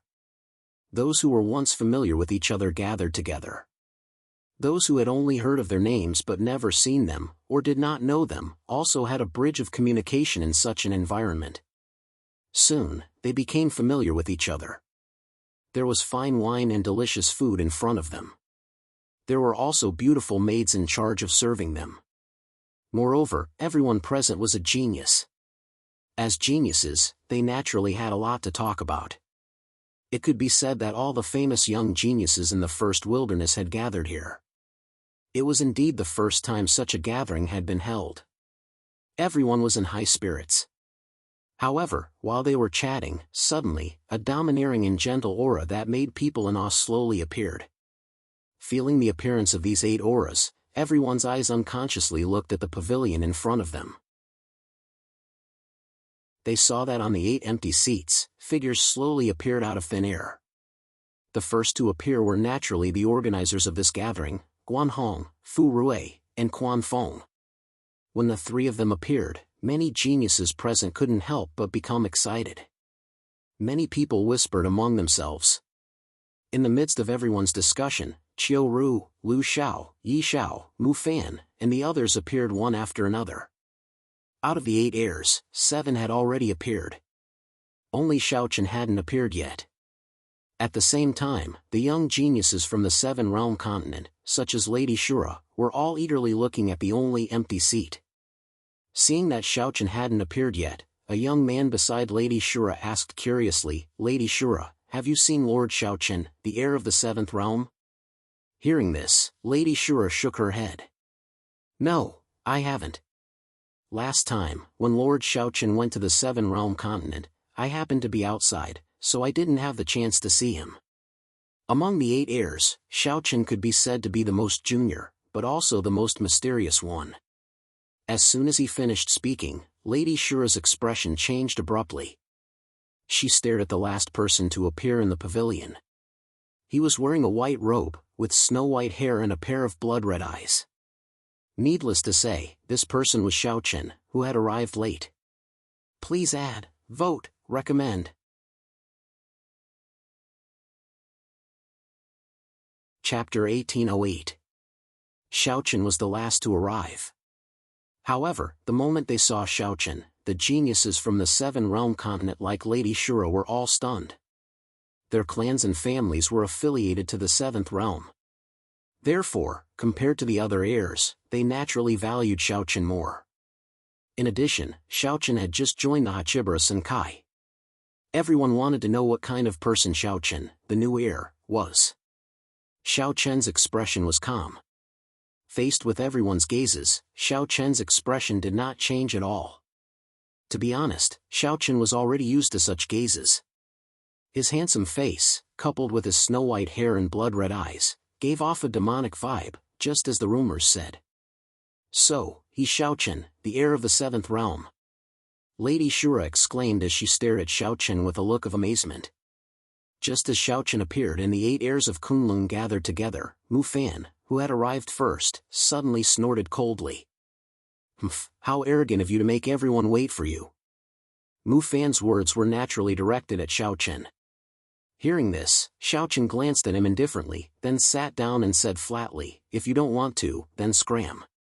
No one asked you to stay." Xiaochen's reply did not give Mu Fan any face at all. Hearing this, Mu Fan's expression darkened. He immediately turned to Xiaochen and said fiercely, "Xiaochen, do you want to die? Ha, try me if you can. If you want to fight, I'll distribute. Don't be like a shrew and only know how to curse. Xiaochen did not back down. Mufan didn't like Xiaochen, and Xiaochen didn't like Mufan either. When the two met, the smell of gunpowder was already thick. Especially after hearing Xiaochen's reply, Mufan's body was already filled with a fierce killing intent. Mufan and Xiaochen were at loggerheads, and neither of them was willing to back down. The surrounding supreme talents were stunned for a moment, but they quickly regained their senses. There had been rumors before that the relationship between Mufan, the first realm's heir of the Hachibara Senkai, and Xiaochen, the seventh realm's heir of the Hachibara Senkai, was like fire and water. Now, it seemed that this was indeed the case. They had just met, but the smell of gunpowder was so strong. However, these prodigies were clearly not qualified to interfere in the affairs of the heirs. They could only watch from the sidelines. Seeing that the two of them were about to fight, Guanhong immediately stepped forward to be the peacemaker. You two, give me some face in the prodigy gathering. The prodigy gathering was organized by Guanhong and the other two. Naturally, they didn't want any trouble. If Xiaochen and Mufan fought, it would indeed be difficult to end it. Hearing Guanhong's words, Xiaochen nodded slightly and said, "Okay." Then he looked away and ignored the gloomy Mufan. Xiaochen was willing to give face to Guanhong. Seeing this, Mufan snorted coldly and also looked away, ignoring Xiaochen. Once Xiaochen and Mufan were at loggerheads, the prodigy gathering officially began. Guanhong said a few simple words, and then the crowd began to chat. As this was the first time the prodigy gathering was held, there weren't many rules. Moreover, the people present were all outstanding talents of the younger generation in the first wilderness. They were a group of proud people, so there was no need to set so many rules. As the prodigy gathering began, the young talents of the Hachibara Senkai also joined the banquet. They drank and chatted with the young talents from different continents. People like Yu Shujin from the 7th realm and Ma Tang from the 1st realm all showed up. Everyone chatted and drank. Of course, many people took the initiative to toast Xiaochen and the other heirs of the Kunlun realm. In this regard, Xiaochen and the other heirs of the Kunlun realm were very peaceful. They didn't refuse anyone. For a moment, the atmosphere was very lively. After drinking a few cups of wine with Yu Shujin, Rakshasa looked at Yu Shujin and said hesitantly, "Senior apprentice brother I want to." She originally wanted Yu Shujin to introduce Xiaochen. She wanted to drink with Xiaochen. At this time, Guanhong and the other heirs of the Kunlun realm had already left the pavilion and were drinking and chatting with the others. Only Xiaochen sat alone in the pavilion, drinking by himself. He didn't seem to have any intention of leaving. Xiaochen just thought it was troublesome, so he didn't go down to drink and chat with the other talents like Guanhong and the others. In Xiaochen's opinion, it was more comfortable to drink quietly by himself. Xiaochen didn't move. Talents like Lady Shura didn't dare to disturb him, so they could only ask Yu Shujin for help. At this time, almost all the young talents gathered around Yu Shujin were from the 7 Realms continent or the 7th Realm's affiliated forces. They were already curious about Xiaochen. Now that they had a chance to get close to Xiaochen, they naturally wouldn't let go of this opportunity. Hearing Lady Shura's words, Yu Shujin smiled and nodded. "Then I'll go talk to senior brother." It could be seen that everyone really wanted to get to know Xiaochen, so Yu Shujin didn't decline. She put down her cup and walked slowly towards Xiaochen. She came before Xiaochen and bowed respectfully. "Senior brother, this is a great opportunity. Shouldn't we also get to know the talents from all over the world?" Hearing this, Xiaochen looked at Yu Shujin helplessly. Xiaochen naturally understood what Yu Shujin meant. However, Xiaochen was indeed tired of dealing with them. But after thinking about it, since he was already here, it was not a big deal to drink a few cups of wine. Moreover, Guanhong and the others were already in such a state. If he did not drink a few cups of wine with the Heaven's Prides from the 7 Realms continent, wouldn't it disappoint them? "You know I don't like these." "Alright, I'll drink with you," Xiaochen said helplessly. Finally, At Yu Shujin's invitation, Xiaochen also came down. He came before Lady Shura and the others and started drinking and chatting with them. In the beginning, everyone was a little reserved in front of Xiaochen. But soon, under Xiaochen's deliberate persuasion, they gradually relaxed. In fact, although Xiaochen's personality had changed a lot compared to before, the things in his bones hadn't changed. For example, Xiaochen never liked to oppress others with his power. As the heir of the seventh realm, Xiaochen didn't talk much when facing Lady Shura and the others. But he was always very calm. When they joked with each other, Xiaochen just smiled and didn't take it to heart. Because of Xiaochen's friendliness, everyone soon relaxed. They gathered around Xiaochen and chatted with each other. From time to time, they would burst into hearty laughter. Please add, vote, recommend.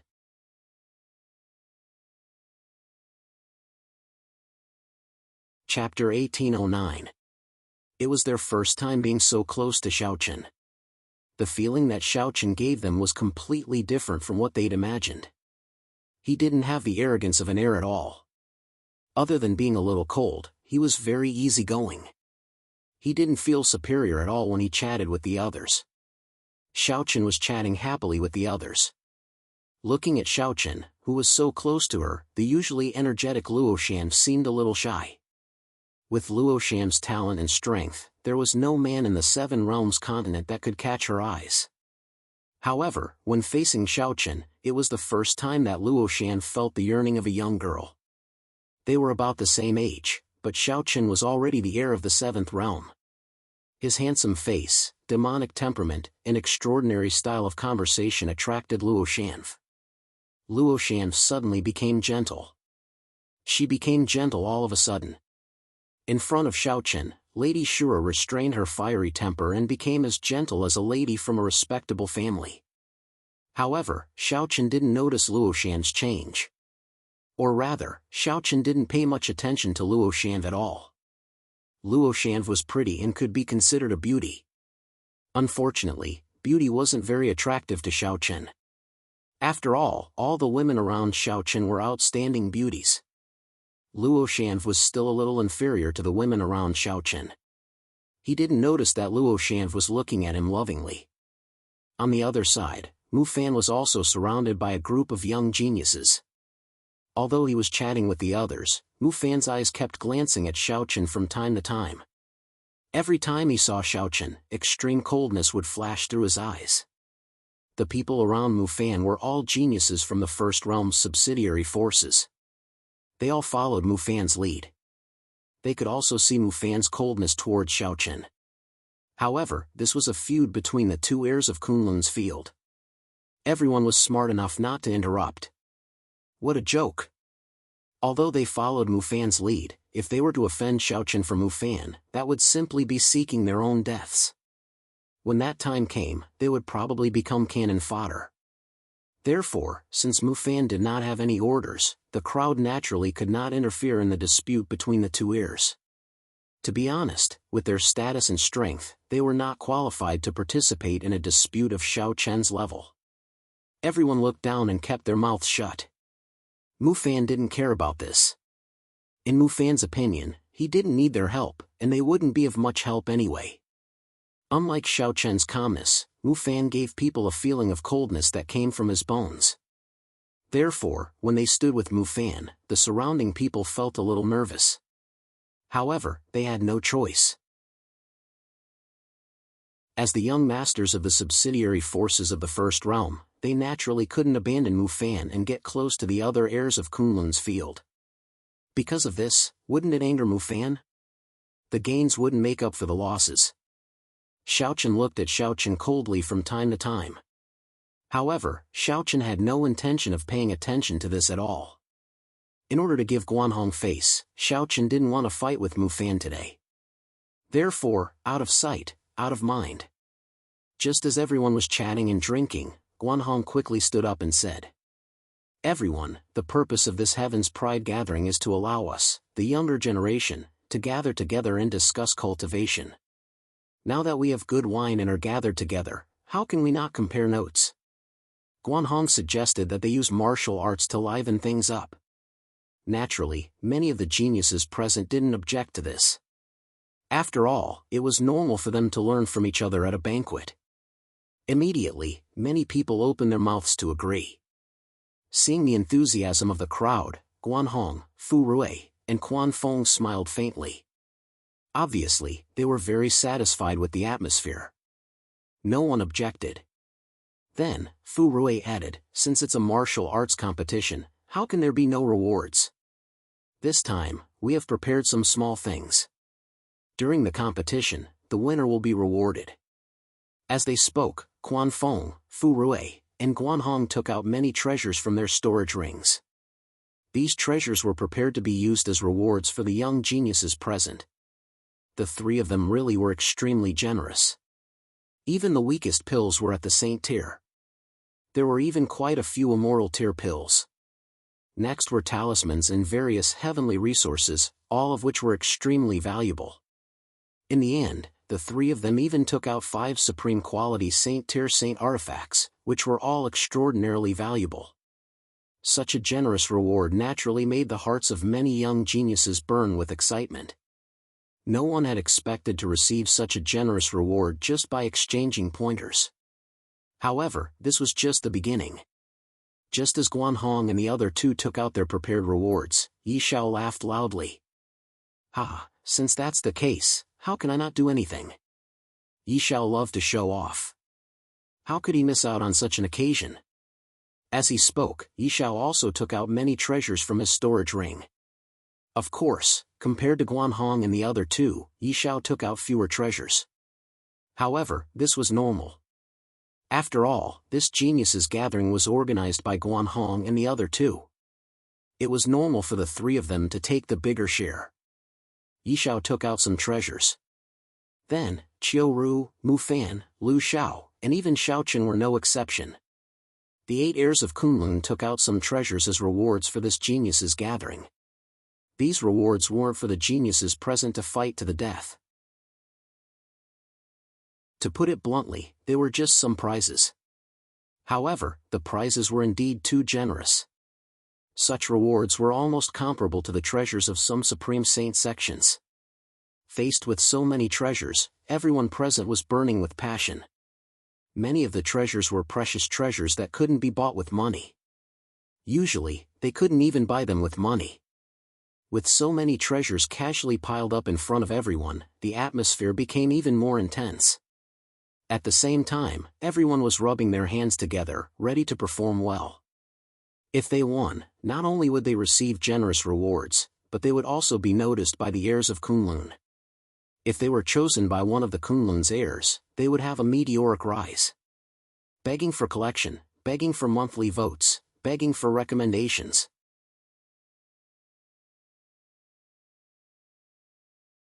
Chapter 1810. The atmosphere of the crowd was completely stirred up. Guanhong, Fu Rui, and Quan Fong were naturally happy to see this. Then, Xiaochen and the other heirs of Kunlun returned to their seats one after another. Guanhong also spoke at the right time. "Everyone, there are no rules for this sparring session. So, just go with the flow.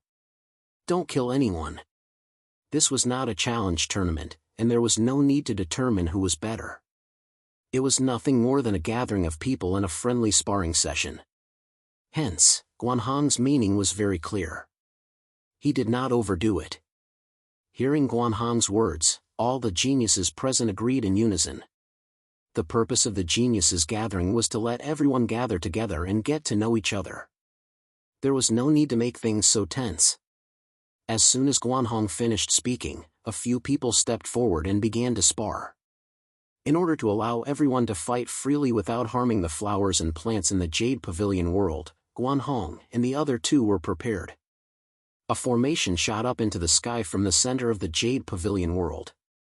If they fought in the formation, they would not have to worry about the aftermath of the battle affecting the surroundings. It had to be said that Guanhong and the other two were indeed meticulous in their preparations. The two people who stepped out first were two youths. Xiaochen did not recognize them. As they fought, their cultivation erupted. They were both at the beginning of the quasi-saint realm. the beginning of the Quasi-Saint realm was not considered strong in this genius's gathering. After all, there were many people in the Great Saint realm. However, to be able to break through to the Quasi-Saint realm at such a young age was indeed extremely extraordinary. Furthermore, judging from the aura of the two, their combat power was definitely at the top of the Quasi-Saint realm. It could be seen that the two of them did not give up their foundation just because of the breakthrough in their cultivation. As geniuses, it was naturally impossible for them to damage their foundation just because of a momentary breakthrough. No one was willing to do such a short-sighted thing. Therefore, even though the cultivation of everyone present was very high, their foundation was also very stable at the same time. Tall buildings were built from the ground. Only with a solid foundation could it be possible to break through to a higher realm in the future. The two of them stood facing each other within the array. After bowing to each other, they attacked together.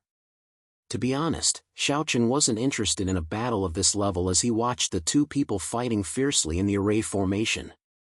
He admitted that the two people's combat strength was very strong among their peers, but the quasi-sage realm cultivation was too low for Xiaochen. Other than Xiaochen, the other heirs were the same. However, because of their different personalities, Guanhong and the other two, as well as Yi Xiao, were watching with great interest. After a fierce battle, the two prodigies followed Guanhong's instructions and did not fight to the death. After the first battle, Guanhong naturally gave out rewards. The winner would receive some, and the loser would also receive some. However, the winner would naturally receive more. After receiving their rewards, the two of them bowed respectfully to Guanhong and thanked him. They couldn't help but be overjoyed. This time, they had only planned to see the various geniuses of the first wilderness. Who would have thought that they would receive such a treasure? It was indeed a worthwhile trip. The two of them retreated excitedly. Then, the other geniuses also attacked one after another. The others watched the battle while drinking and chatting. Of course, they mostly talked about the battle. They commented on the two's mistakes in the battle, or the martial arts techniques they used, and so on. They drank and chatted in such a relaxed manner. Those who were itching for a fight could also go on stage and spar. The atmosphere became more and more lively.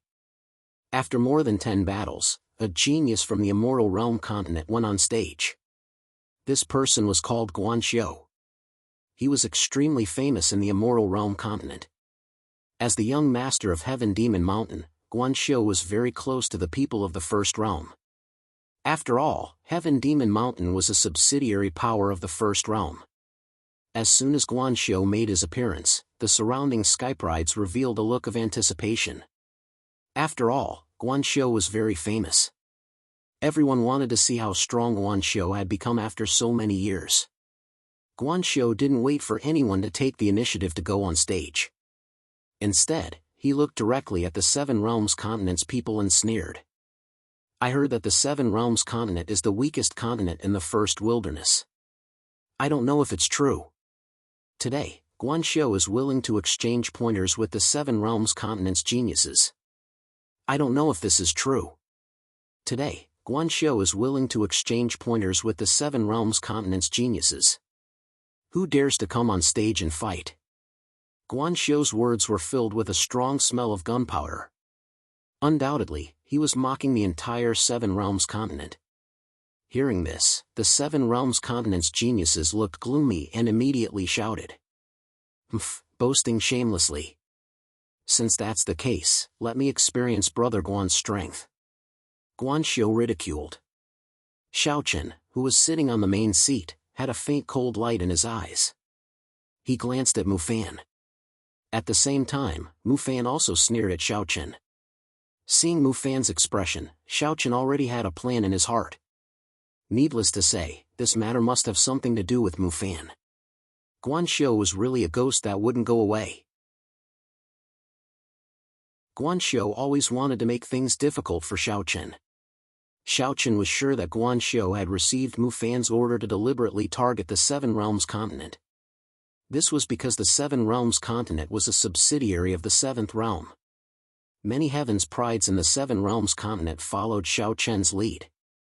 It seemed that Guan Xiu wasn't confident in finding trouble with Xiaochen, so Mu Fan sent people to find trouble with the Seven Realms continent. It was really a despicable method. Although Xiaochen had seen through everything, he didn't say anything. This was because at this moment, Luo Shura's daughter had already stepped into the array and arrived in front of Guan Xiu. With a cold expression, Luo Shura's daughter looked at Guan Xiu and said, "Seven Realms continent, Luo Shura's daughter has come to experience your skills." "Ha, a woman has come. Why? Are the men of the Seven Realms continent always like this? Whenever there's a problem, you let a woman take care of it." Hearing Luo Shura's words, Guan Xiu didn't pay attention to her. Instead, he looked at the people of the Seven Realms continent and laughed loudly. Guan Xiu's powerlessness had thoroughly angered the Seven Realms continent's geniuses. At the same time, Luo Shura's daughter, who was standing in front of Guan Xiu, didn't care about anything else. She coldly snorted and immediately attacked Guan Xiu. Guan Xiu was obviously targeting the Seven Realms continent. As a result, Luo Shura's daughter didn't intend to hold back and attacked with her full strength. Guan Xiu's expression didn't change at all. Instead, he smiled and said, "It seems that the men of the Seven Realms continent are really incapable. Since that's the case, I'll reluctantly teach you how to discipline your own women." After saying that, Guan Xiu didn't dodge. Instead, he faced Luo Shura's daughter's palm with his own palm. It was obvious that he wanted to meet her head-on. Begging for monthly votes, begging for recommendations.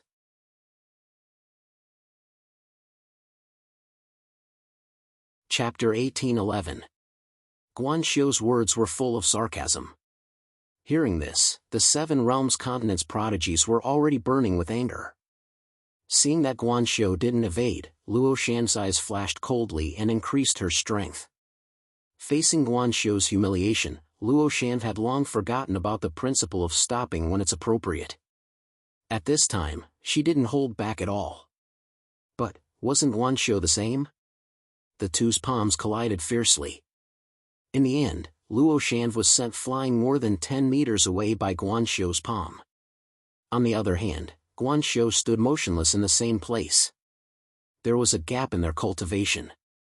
Guan Xiu was already in the Great Sage Great Mastery realm, while Luo Shan's cultivation was only in the Great Sage Initial realm. Judging from her aura, it was obvious that she had broken through the Great Sage realm not long ago. She should have broken through recently. With the gap in cultivation, the outcome of this battle was basically determined in everyone's opinion. There wouldn't be too many variables. As a prodigy, it was basically impossible for Luo Shan to defeat Guan Xiu. After sending Luo Shan flying with a palm, Guan Xiu sneered. "Is this the strength of your Seven Realms continent? It's not that great." It was another sarcastic remark. Hearing this, Luo Shan's face became even colder. However, this time, Guan Xiu didn't give Luo Shan a chance to reply. As soon as his voice fell, Guan Xiu took a step forward. His figure disappeared in an instant and appeared directly in front of Luo Shan. He stretched out his right palm. A majestic spiritual power gushed out and blasted towards Luo Shan's Holy Realm Dweller's mansion.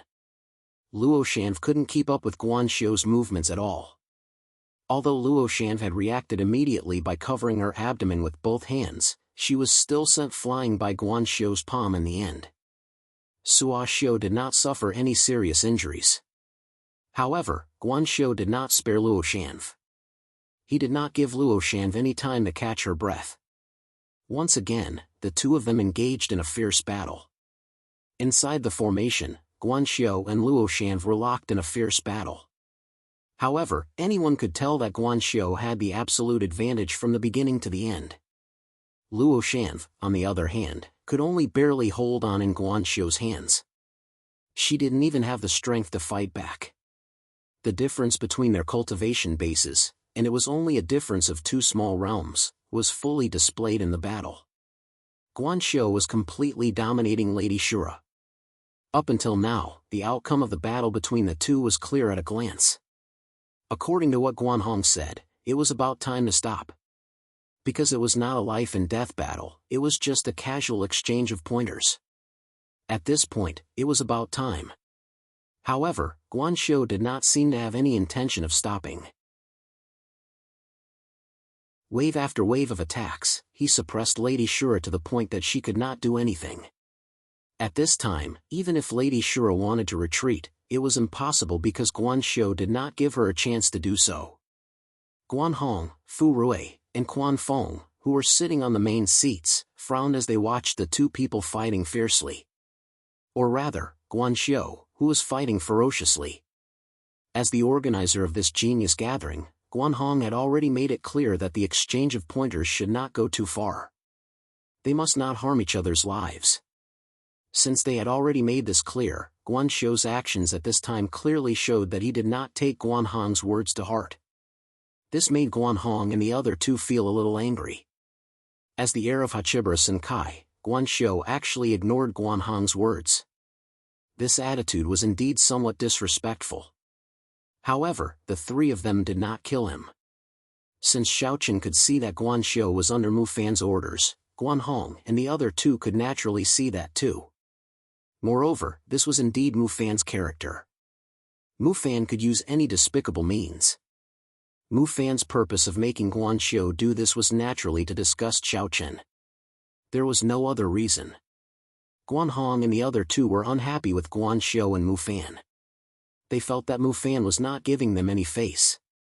Just as Guan Hong and the other two frowned slightly, Guanxiu and Lady Shura, who had fought fiercely for hundreds of rounds, could not hold on any longer. Guanxiu seized the opportunity and punched her in the abdomen. She flew out violently and spat out a mouthful of blood. It could be said that he had severely injured Lady Shura with one blow. However, even so, Guanxiu did not intend to stop. He moved and chased after Lady Shura. At the same time, streaks of black spiritual energy gathered in his right palm and violently blasted towards Lady Shura's heart. Want to kill? Seeing Guanxiu's action, everyone's first reaction was that Guanxiu wanted to take Lady Shura's life. He was definitely going to kill her. Seeing this, Guan Hong and the other two, who were already unhappy, could no longer hold it in. Fu Rui stood up and shouted angrily, "Guanxiu, how dare you!"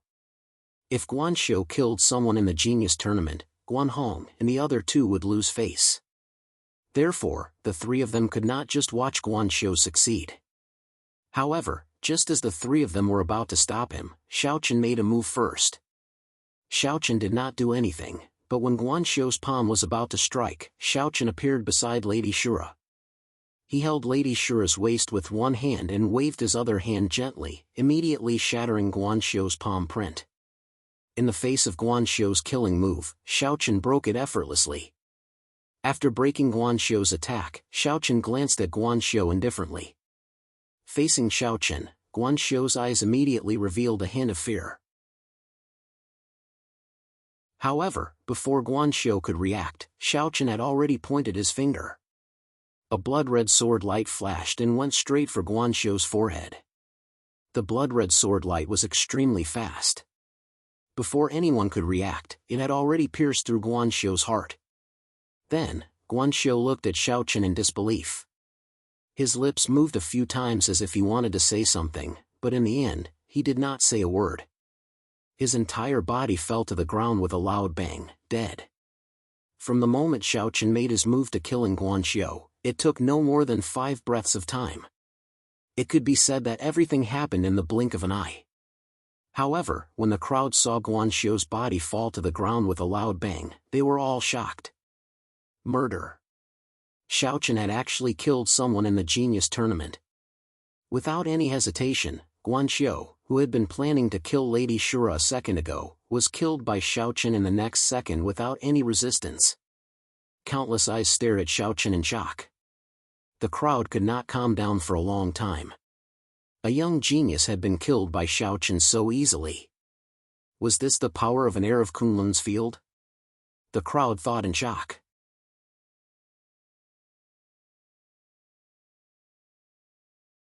Chapter 1812. The 8 heirs of the Hachibara Senkai were about the same age as the geniuses present. In fact, Xiaochen was even younger than most of the geniuses present. However, Xiaochen was able to kill a genius like Guanxiu despite being the same age. One could only imagine how big the gap was between them. One should know that Guanxiu was not Zhang San or Li Si. In the immortal realm, or even the entire First Wilderness, Guanxiu still had some reputation. Even so, he was still killed by Xiaochen with a single finger. He did not even have time to react. Ignoring the shock of the crowd, Xiaochen landed on the ground after killing Guanxiu. He looked at Lady Shura, who was still in his arms, and asked, "How are you? Are you okay?" Xiaochen's voice was not gentle. It was even a little cold. However, Lady Shura, who had been in a daze, immediately came back to her senses. She blushed and lowered her head, not daring to look at Xiaochen.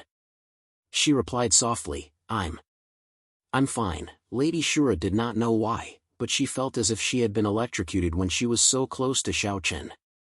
She felt an indescribable feeling. Her body was unbearably hot, and she did not dare to look directly at Xiaochen. Seeing Luoshan's reaction, Xiaochen did not say anything more. He slowly loosened his arms and let Luoshan out of his arms. Lady Shura did not know why she felt a sense of loss when Xiaochen let go of her. However, she did not dare to say anything.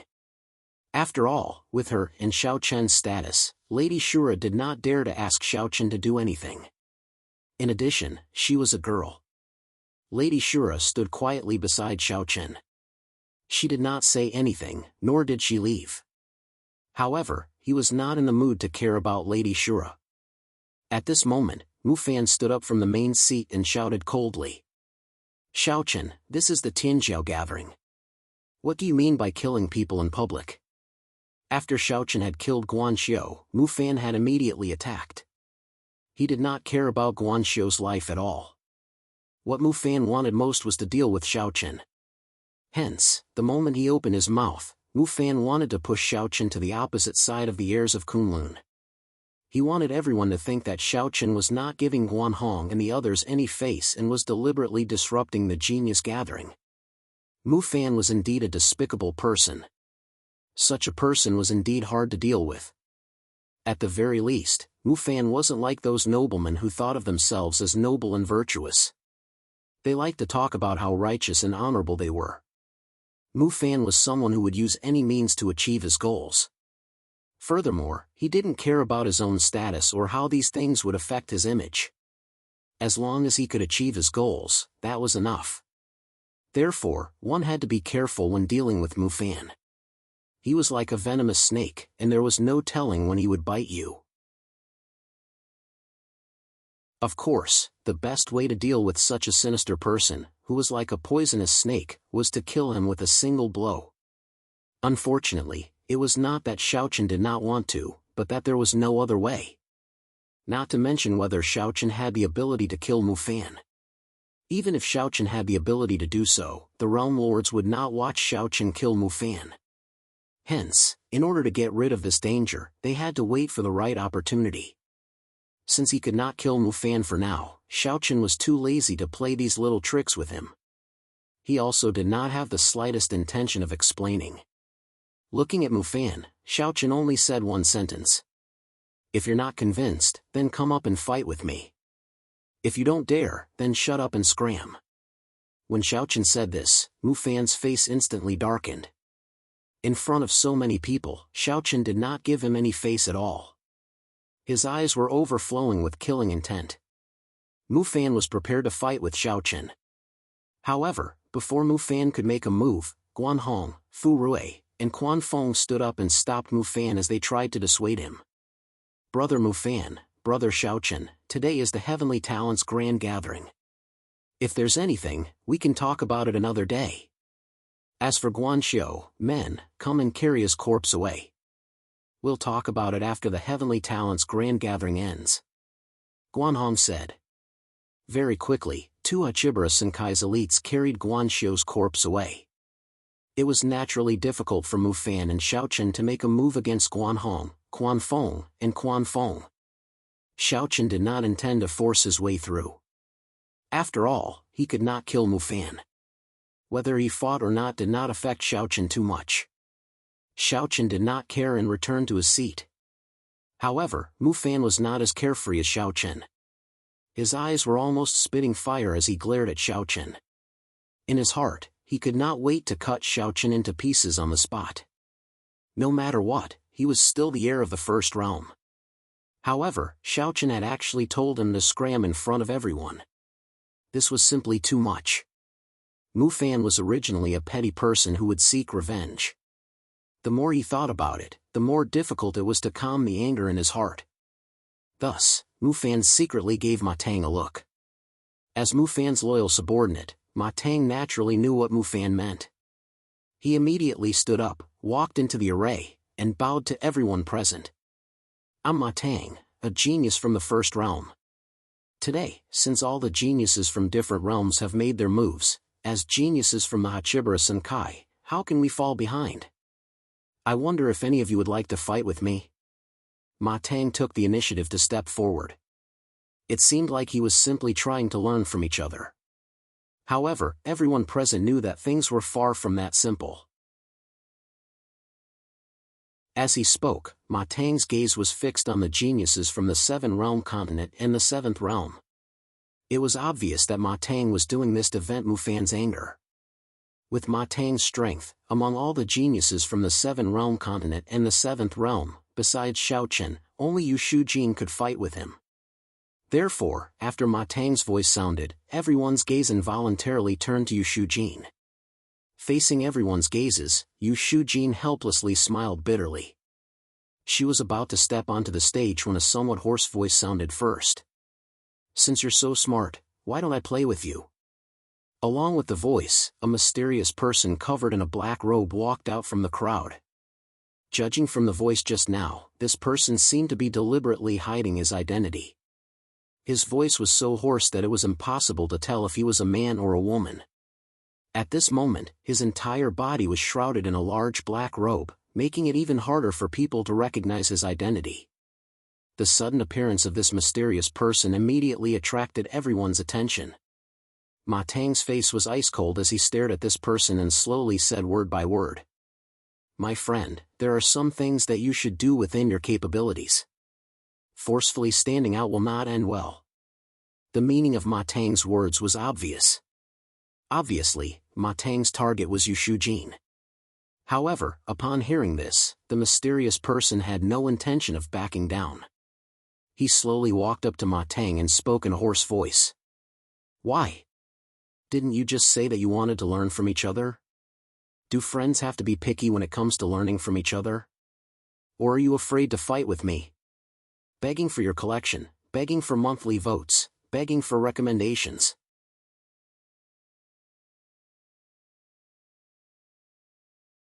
Chapter 1813. Stepping into the array and standing opposite Ma Tang, the black-robed man said in a hoarse voice. No one knew who the black-robed man was. Even his voice was masked by him. Hearing this, Ma Tang's eyes flashed coldly. Everyone present knew that Ma Tang's target was Yu Shujin from the Seventh Realm, but this black-robed man still insisted on getting involved in this mess. He was simply courting death. With Ma Tang's cultivation strength, to be honest, he was not afraid of anyone present except for a small number of young prodigies from Hachibara Senkai. The cultivation of great sage great perfection was indeed a standard for Ma Tang to be proud of. Although he was still far from the heirs of Kunlun's field, Ma Tang was indeed very strong compared to the general young prodigies. He was ordered by Mu Fan to embarrass the Seventh Realm, but who would have thought that a troublemaker would appear halfway? This made Ma Tang very angry. Ma Tang stared at the black-robed man. Although he did not know his identity, Ma Tang had already decided to teach him a lesson. No matter who this black-robed man was, he couldn't be from the Eight Desolation Immortal World. Since he wasn't from the Eight Desolation Immortal World, Ma Tang had no reason to be afraid of him. After all, there wasn't a single power in the First Desolation that could threaten the Eight Desolation Immortal World. Ma Tang stared at the black-robed man and said coldly, since you are courting death, don't blame others. I'm afraid it's impossible for you to kill me. The black-robed man was not afraid in the face of Ma Tang's coldness. He replied coldly. Insolence, courting death. Hearing the black-robed man's answer, many prodigies present had such thoughts. Who was Ma Tang? He was the second most powerful person in the first realm, and this black-robed man was obviously not from Hachibara Senkai. In this case, he dared to contradict Ma Tang. Wasn't he courting death? Some were curious about the identity of the black-robed man, but at the same time, they felt that the black-robed man was really courting death. Under everyone's gaze, Ma Tang took the lead. His feet moved, and he immediately rushed toward the black-clothed man. His right fist was tightly clenched, and terrifying spiritual energy continuously gathered on it. Ma Tang did not show any mercy as soon as he made a move. His great sage great perfection cultivation soared into the sky. Although he did not use martial arts, the power had already made many of the supreme talents present change their expressions slightly. As expected of a genius from Hachibara Senkai, Ma Tang was very strong. At the very least, he was stronger than all of the previous contestants. Furthermore, he was not just a little bit stronger.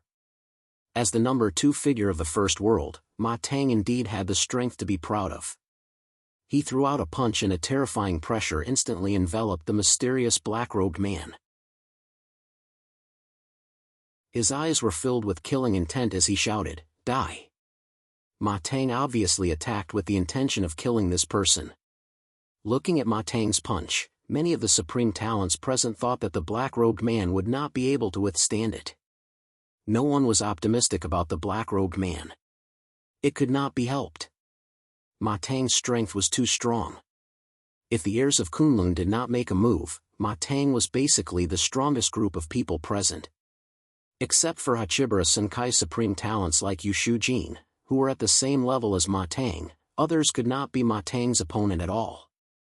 Everyone thought that the black-robed man would definitely lose.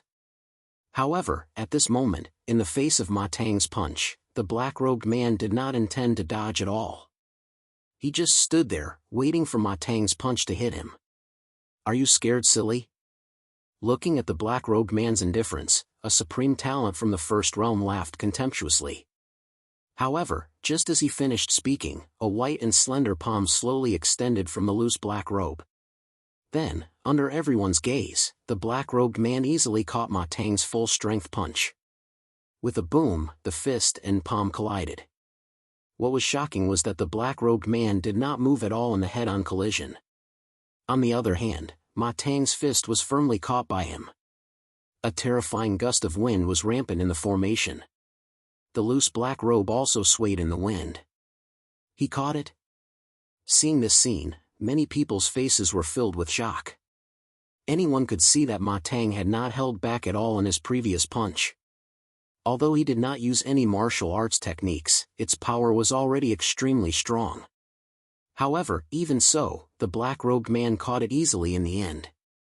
He did not seem to be under any pressure at all. The final result was completely different from what everyone had imagined. Ma Tang's attack was actually successfully blocked, and Ma Tang himself revealed a look of astonishment at this. As one of the two parties involved in the battle, Ma Tang could clearly feel how powerful the black-robed man was. The black-robed man did not use any cultivation at all when he caught his punch. In other words, the black-robed man had relied purely on his physical strength to successfully catch his punch. How is this possible? Without using any cultivation, the black-robed man was able to contend against him with just his physical strength? At the same time, a strong sense of humiliation rose from the bottom of Ma Tang's heart.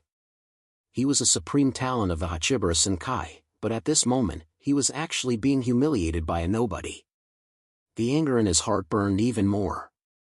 Immediately, Ma Tang retreated, and his aura instantly increased to the maximum. At the same time, he reached out with both palms. Dense laws of fire continuously gathered in Ma Tang's palms. In an instant, Ma Tang's entire body was engulfed in raging flames. His entire body was bathed in raging flames. It was obvious that Ma Tang had brought out his true trump card. Ma Tang's aura was incomparably terrifying. The dense flames seemed to want to burn the heavens, and his entire body was engulfed in flames. He looked at the black-robed man and said coldly, "I don't care who you are. Today, I will not let you walk out of this array safely. As he spoke, Ma Tang reached out with both palms. The terrifying flames instantly suppressed the black-robed man. The power was simply terrifying to the extreme. Ma Tang did not hold back. In response, the black-robed man still stood in the same spot. Only when the dense flames had completely enveloped him did the black-robed man speak in a hoarse voice. "Is this all you've got? To be honest, it's a little disappointing." In the face of Ma Tang's all-out attack, the black-robed man was still unmoved. Hearing this, the anger in Ma Tang's eyes burned even more. However, at this moment, the black-robed man slowly pointed out a finger. Suddenly, the heavens and the earth dimmed, and a green light flashed by.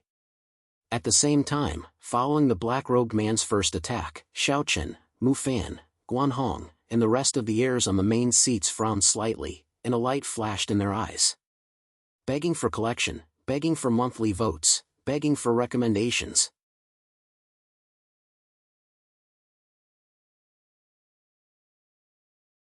Chapter 1814. When the mysterious black-robed man attacked for the first time, Xiaochen and the other heirs of Kunlun, who were sitting on the main seat, were shocked.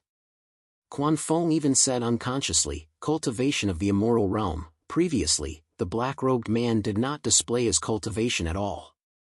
However, as he attacked at this time, the heirs of Kunlun were keenly aware that this person's cultivation was definitely at the immoral realm.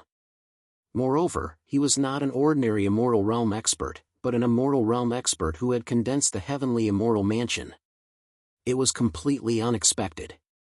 If it was just an ordinary immoral realm expert, then the heirs of Kunlun would definitely not be surprised. However, this person was actually an immoral realm expert who had condensed the heavenly immoral mansion. This was extremely shocking.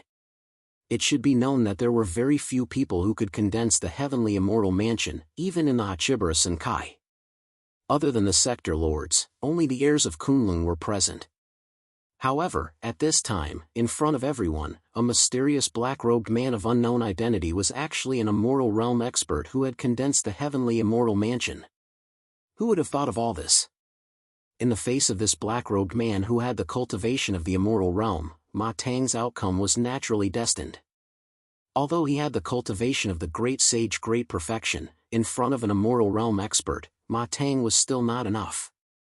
Unable to put up any resistance, the black-robed man destroyed Ma Tang's attack with a single finger. At the same time, the green finger glow did not stop at all as it directly shot towards Ma Tang. After which, it directly pierced through Ma Tang's right shoulder and sent him flying. The black-robed man did not mean to kill. Otherwise, the finger just now would not have hit Ma Tang's right shoulder. However, even so, the surrounding geniuses were stunned. Their eyes were fixed on the mysterious black-robed man. Everyone was wondering when such a person appeared in the first wilderness. Could it be that the experts of the older generation came here in disguise? They were full of curiosity about the identity of the black-robed man. However, at the same time, after Ma Tang was seriously injured by the finger, Mu Fan, who was sitting on the main seat, also stood up abruptly and shouted angrily. "Who is this scoundrel who dares to hide his head and show his tail? How dare you hurt the people of the first realm?" As he spoke, Mu Fan took a step forward and his figure instantly appeared in front of the black-robed man. Without any explanation, he immediately struck out with his palm and suppressed the black-robed man. Since Ma Tang was heavily injured, Mu Fan naturally lost face. Hence, he did not hesitate to attack the black-robed man. Both of them were celestial realm experts who had formed the heavenly holy mansion. However, Mu Fan's cultivation had already reached the complete celestial realm. On the other hand, the mysterious black-robed man's cultivation was only at the beginning celestial realm and had just broken through to the celestial realm. Furthermore, Mu Fan was anxious to regain his face. Thus, he didn't hold back at all when he slammed his palm down. The gigantic palm brought with it an unparalleled might as it descended from the sky, viciously suppressing the mysterious black-robed man. Facing Mu Fan's attack, although the crowd couldn't see the expression of the black-robed man, they could still feel the seriousness of the black-robed man. This was normal. After all, Mu Fan wasn't Ma Tang. The power of an heir's attack was indeed earth-shattering. Unable to dodge, the black-robed man could only choose to face this palm head-on. He stretched out his hands and clenched them tightly. Then, with a loud dragon roar, the fist and palm collided violently. The black-robed man resisted Mu Fan head-on. At the same time, on the main seat, Xiaochen, who originally didn't intend to interfere, suddenly had a look of astonishment in his eyes. It was very familiar. Xiaochen felt that the aura of the black-robed man was very familiar. In just a moment, Xiaochen's expression changed drastically. Without any hesitation, he immediately struck out. With a grasp of his hand, the dustless sword appeared in his hand. Then, he slashed it directly at Mu Fan's gigantic palm. As the sword fell, Xiaochen's figure didn't stop. Instead, he went straight into the array. Facing Mu Fan's palm, the black-robed man definitely wouldn't be able to block it. However, because of Xiaochen's sudden attack, the blood-red sword violently bombarded Mu Fan's palm. Immediately, both the sword and the palm shattered. Xiaochen, you're courting death. Mu Fan didn't expect Xiaochen to suddenly attack. Originally, his palm was enough to completely suppress the black-robed man. However, in the end, it was destroyed by Xiaochen. From Mu Fan's point of view, Xiaochen was deliberately targeting him. Otherwise, with Xiaochen and the black-robed man's relationship, why would he stop him? Didn't he see that Guan Hong and the others didn't have the slightest intention of intervening? It was Xiaochen again. Mu Fan's heart was burning with anger. However, Mu Fan was really thinking too much. Xiaochen didn't attack because he wanted to target Mu Fan. Xiaochen wasn't that bored. The reason why he attacked Mu Fan's attack was because of the black-robed man. Ignoring Mu Fan, Xiaochen instantly appeared in front of the black-robed man. His pair of snowy eyes stared at the black-robed man. Although he couldn't see the black-robed man's face, Xiaochen's gaze seemed to be able to see through him. Facing Xiaochen's gaze, the black-robed man stood on the spot. After a long while, a crisp voice sounded. "Little brother." The voice was no longer hoarse. Moreover, it was very clear that the black-robed man was definitely a woman. When Xiaochen heard this, he was completely stunned. It was as if a spell had been cast on him. He stood rooted to the spot and stared unblinkingly at the black-robed man. Under Xiaochen's gaze, the black-robed man slowly removed the loose black robe on his body. Then, a beautiful girl in a green dress appeared in front of everyone. When everyone saw the girl's face, they were all shocked. A complicated look flashed in Xiaochen's eyes. The girl was none other than Long Qing. He didn't expect to meet Long Qing here. For a moment, Xiaochen didn't know what to say. When he was in the seventh wasteland, Long Qing hated him so much. It was as if she couldn't wait to swallow him alive. But now, when he met Long Qing again, Xiaochen didn't feel the slightest bit of hatred from her eyes. Instead, there was a strong sense of self-blame and heartache. Long Qing blamed herself because of what she had done to Xiaochen. Although it wasn't her intention, it was undeniable that she had indeed brought great harm to Xiaochen. Thinking about it, the person who was the least important to her had become her enemy when she needed him the most. As for the heartache, it was because when Long Qing saw Xiaochen's current appearance, she felt as if her heart had been ruthlessly stabbed by a knife. His black hair had turned white, and his appearance had undergone a huge change compared to before. She knew how much pain Xiaochen had suffered to change his appearance. Looking at Xiaochen with reddened eyes, Long Qing said with a choked voice, "Little brother, begging for collection, begging for monthly votes, begging for recommendations."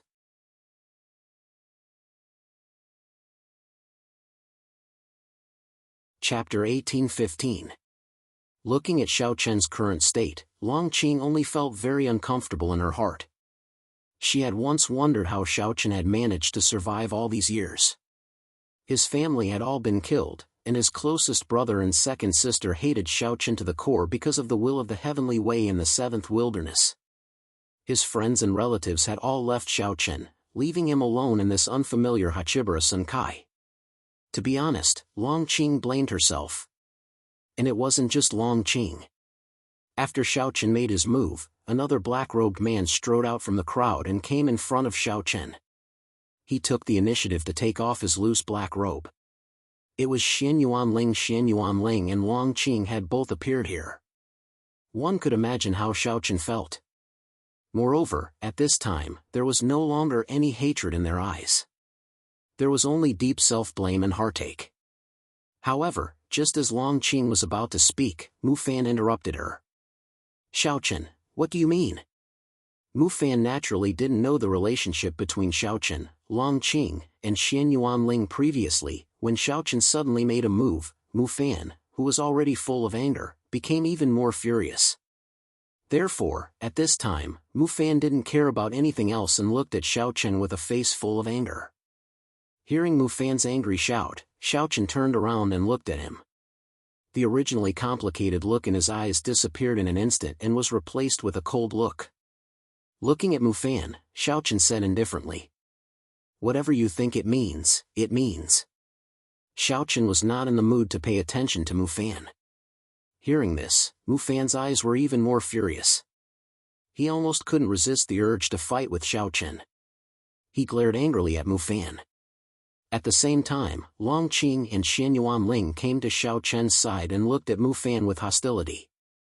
Xian Yuanling and Long Qing didn't know who Mu Fan was, nor did they have any enmity with him. However, looking at him and Xiao Chen, it seemed like there was enmity between the two of them. Since he had enmity with Xiao Chen, it meant that he had enmity with both of them. Long Qing and Xian Yuanling had already deeply blamed themselves for Xiao Chen. After their memories were completely restored, Long Qing and Xian Yuanling had secretly sworn in their hearts that they would never let anyone hurt Xiao Chen again in the future. Even if the sky fell, the two of them would never abandon Xiao Chen again. If you want to fight, then fight. Why do you have so much nonsense to say? Long Qing coldly said as she looked at Mu Fan with a cold gaze. If you don't want to leave this place today, you can try. Following Long Qing's words, Xian Yuanling also said indifferently. After Long Qing and Xian Yuanling obtained the power of living beings, they had already stepped into the immortal state. Although they were still far from being Mu Fan's match in terms of strength, it wasn't a problem for them to fight against Mu Fan. Moreover, there was also Xiao Chen, who was not any weaker than Mu Fan. With the three brothers joining forces, Mu Fan was indeed in danger. At least, there was a possibility of him dying, even if the probability was not high. Xian Yuanling and Long Qing did not hesitate to stand up for Xiao Chen. Hearing this, Mu Fan coldly looked at the two of them and said, "Where did these scoundrels come from? Do you think I don't dare to fight?" Although Mu Fan was definitely not a match for the three of them, at this time, under the watchful eyes of the crowd, it was obviously impossible for Mu Fan to retreat like this. Even if he was not a match for them, he had to fight first. As soon as he finished speaking, a soaring aura spread out from Mu Fan's body. At the same time, Long Qing and Xian Yuanling did not show any signs of weakness and also released their own auras. Judging from the aura and pressure alone, Xian Yuanling and Long Qing were obviously not as strong as Mu Fan. However, it was already enough to make the surrounding geniuses tremble in fear. After all, no matter what, the two of them were immortal state experts who had formed the heavenly immortal mansion. Seeing that the two sides were about to break out into a fierce battle, Guan Hong and the other two had no choice but to step forward and stop them. This was the geniuses' conference. If they really let Xiao Chen and the other two fight with Mu Fan, the entire geniuses' conference would be ruined.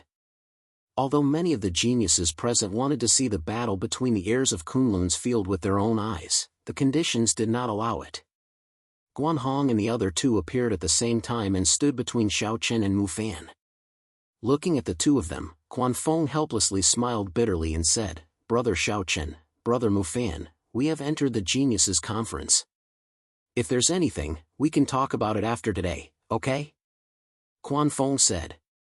Hearing this, Xiao Chen did not reply, and Mu Fan clearly had no intention of backing down.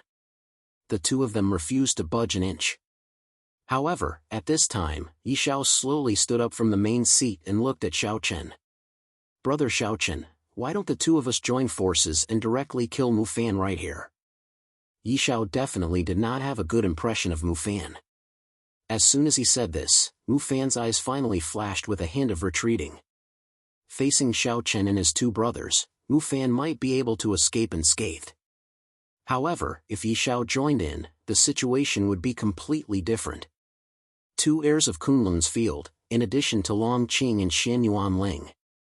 This lineup was completely enough to kill Mu Fan. At the same time, under the persuasion of Guan Hong and the other two, Mu Fan also chose to withdraw at the right time.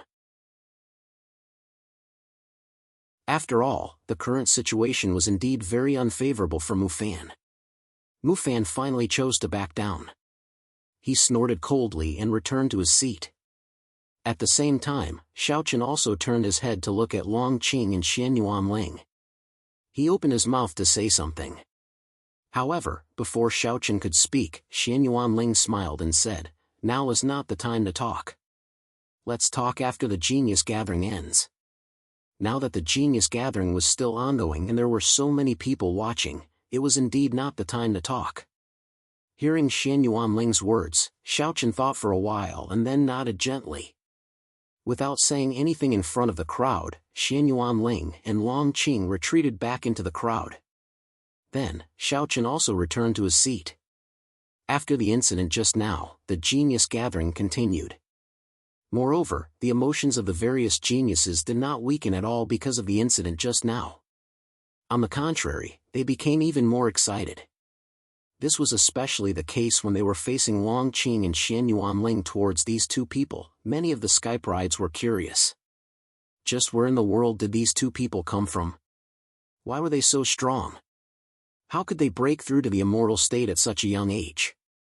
The genius gathering could be said to be full of crouching tigers and hidden dragons. The geniuses thought so in their hearts. As a result, the following exchange of pointers was naturally more intense. Everyone was rubbing their hands together, eager to go on stage and perform. Looking at the increasingly high atmosphere, Guan Hong, Fu Rui, and Quan Feng were secretly delighted. They did not expect that the incident just now would have such an effect. The better the atmosphere of the genius gathering was, the happier Guan Hong and the other two, as the organizers, were naturally in a good mood. Begging for collection, begging for monthly votes, begging for recommendations.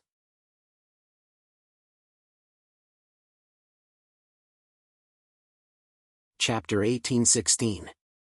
Many geniuses rushed to the stage to spar. For a time, the atmosphere in the venue became more and more intense. Long Qing and Xian Yuanling were naturally sought after by many geniuses. After all, both of their cultivation bases were real.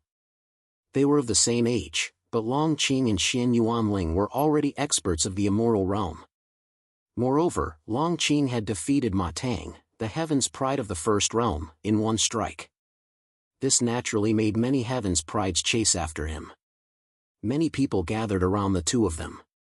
They said that they were here to drink, but their real purpose was to get to know the two of them. In the face of the enthusiasm of the crowd, Long Qing and Xian Yuanling were very indifferent. The only purpose of the two of them was to come here for Xiao Chen. As for these people, to be honest, Long Qing and Xian Yuanling did not have much intention to get to know them.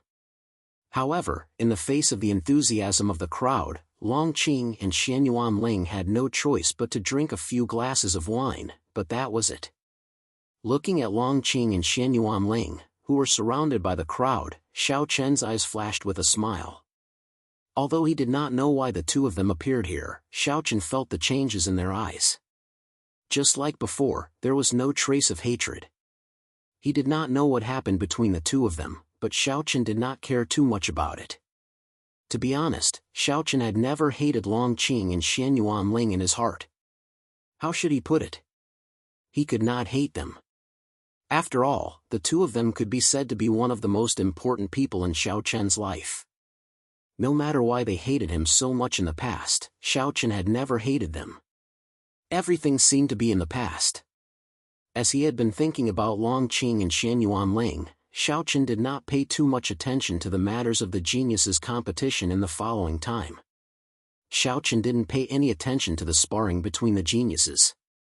Right now, Xiao Chen only had one thought in his mind, which was to end the genius gathering as soon as possible so that he could have a good chat with Long Qing and Xian Yuanling. Since leaving the seventh realm, Xiaochen had met many people, such as Yi Xiao, Guanhong, and Fu Rui, but to be honest, their status in Xiaochen's heart was obviously incomparable to that of Long Qing and Xian Yuanling. Time passed by slowly, and the atmosphere of the Heaven's Chosen gathering became increasingly lively.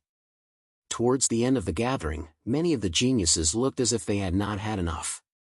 It was the first time such a grand event had been held in the First Wilderness. Many young geniuses had tasted the sweetness of the elite's gathering.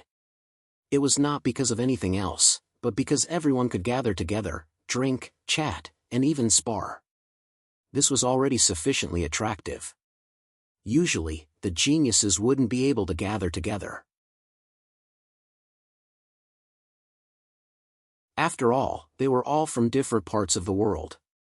This time, almost all the young geniuses of the First Wilderness had gathered together. Naturally, everyone was very excited. Because of the reluctance in their hearts, when Guanhong and the other two announced that the genius gathering was about to end, someone couldn't help but speak up. "Senior heirs, we have a request," Yi Futian said. "Oh, there's no harm in saying it," Guanhong said with a chuckle. This genius gathering organized by the senior heirs can be said to be the first gathering of the younger generation in the First Wilderness. We think that such a gathering cannot be ended just like this. Therefore, we implore the senior heirs to formally establish the genius gathering. Every once in a while, the genius gathering will be held once in 100 years. This will also give us a chance to gather together and drink to our heart's content. Yes, senior heirs, if the genius gathering ends just like this, wouldn't it be a pity? We implore the senior heirs to agree. Everyone chimed in. They didn't want to see the genius gathering end just like this. Such a gathering should be held continuously. Even if they were no longer young in the future, there should be a new person to take up the role. Everyone earnestly pleaded. Hearing this, Guanhong and the other two exchanged a look. Then they looked at Xiaochen and the others and asked, "What do you all think?" To be honest, the success of this genius gathering was something that Guanhong and the other two hadn't expected. Faced with the request of the geniuses, the three of them were actually somewhat moved. However, if the genius gathering was to be held for a long time and completely become a gathering of the First Wilderness, they naturally couldn't just rely on Guanhong and the other two. After all, if Guanhong and the other two hosted it every time, it wouldn't be very interesting. Faced with the three's inquiry, Yi Xiao was the first to speak. "I definitely can. The genius gathering is good. It would be a pity to end it like this." "I have no objections," Qiru said mildly when she heard Yi Xiao's words. "I have no objections either," Lu Xiao said. Yi Xiao, Qiru, and Lu Xiao all had no objections. Then, everyone's eyes locked onto Xiaochen and Mufan. Faced with everyone's gazes, Xiaochen was in a good mood because of Long Qing and Xian Yuanling. In addition, although this genius gathering was completely meaningless to Xiaochen, it was precisely because of this that he was even more reluctant to part with it. Thinking about it, it was indeed a pity to end a gathering of young geniuses like this. Hence, after thinking for a moment, Xiaochen nodded and said, "I have no objections either." Xiaochen also agreed. In the end, only Mufan was left. He naturally wouldn't embarrass everyone at this time, so he also nodded reluctantly. None of the heirs had any objections. In the end, after everyone's discussion, it was decided that the genius gathering would be held once every 10 years. Each time, it would last for 3 days. Furthermore, the hosts would take turns from the heirs. This time, the genius gathering was hosted by Guanhong and the other two. After everyone's vote, it was decided that the next genius gathering would be hosted by Xiaochen. Xiaochen didn't say much about this. Since they'd already agreed, so be it.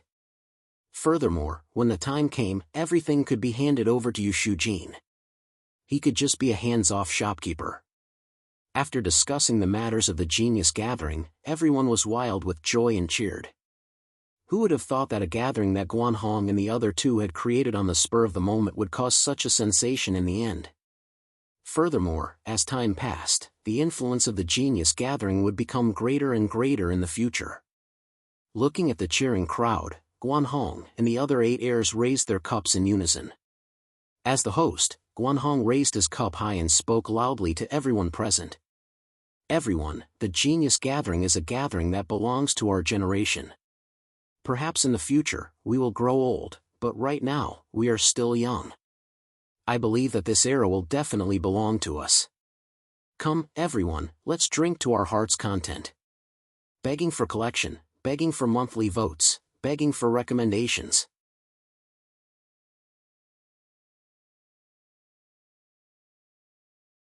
Chapter 1817. Hearing Guanhong's words, all the geniuses present cheered in unison. Cheers to the heirs of Kunlun's field. With that, everyone downed their drinks.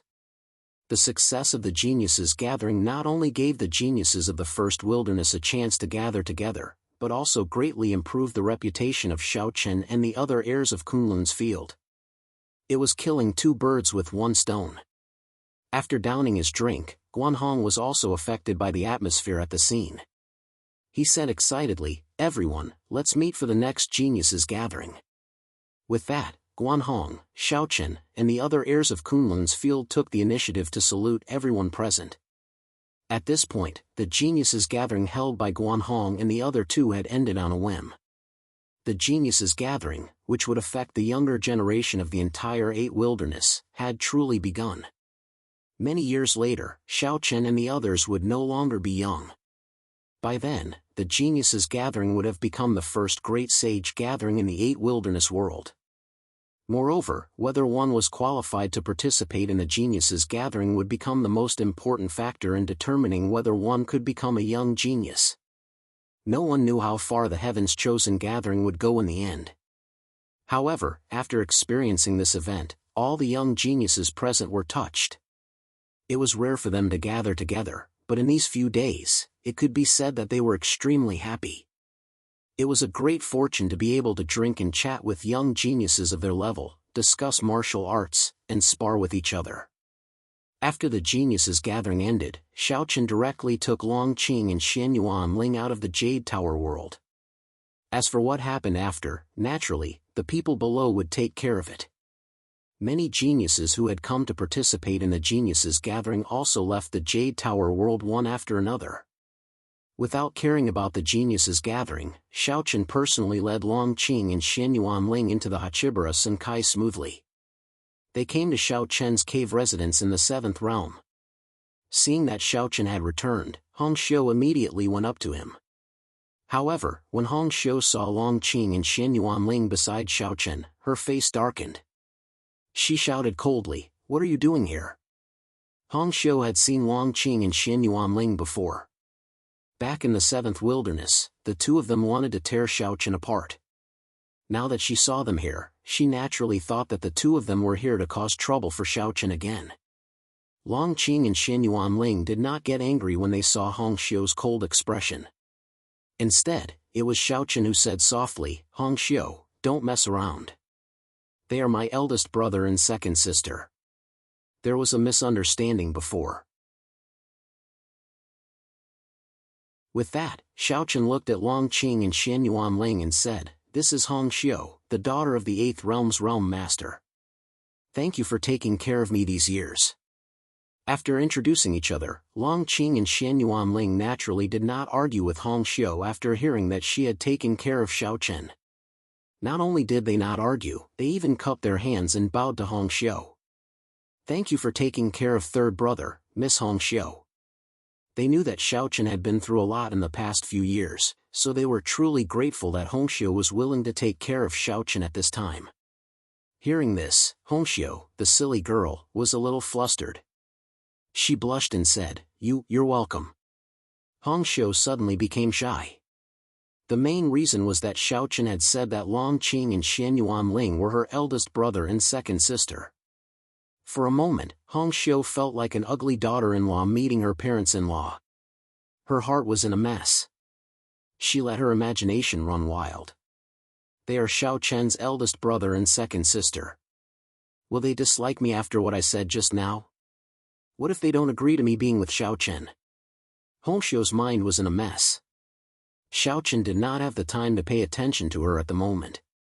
He told Hongxiu that he was going to enter the study, not caring whether Hongxiu heard him or not. Xiaochen led Longqing and Xian Yuanling into the study. After not seeing each other for so many years, the three of them naturally had endless things to talk about. However, as soon as they entered the study, before Xiaochen could say anything, Longqing spoke first. "Little brother, I'm sorry. I know what I've done." Longqing and Xian Yuanling did not forget what they had done to Xiaochen because the seventh wilderness had tampered with their memories. They knew what they had done to Xiaochen back then. Tears welled up in Longqing's eyes as she spoke.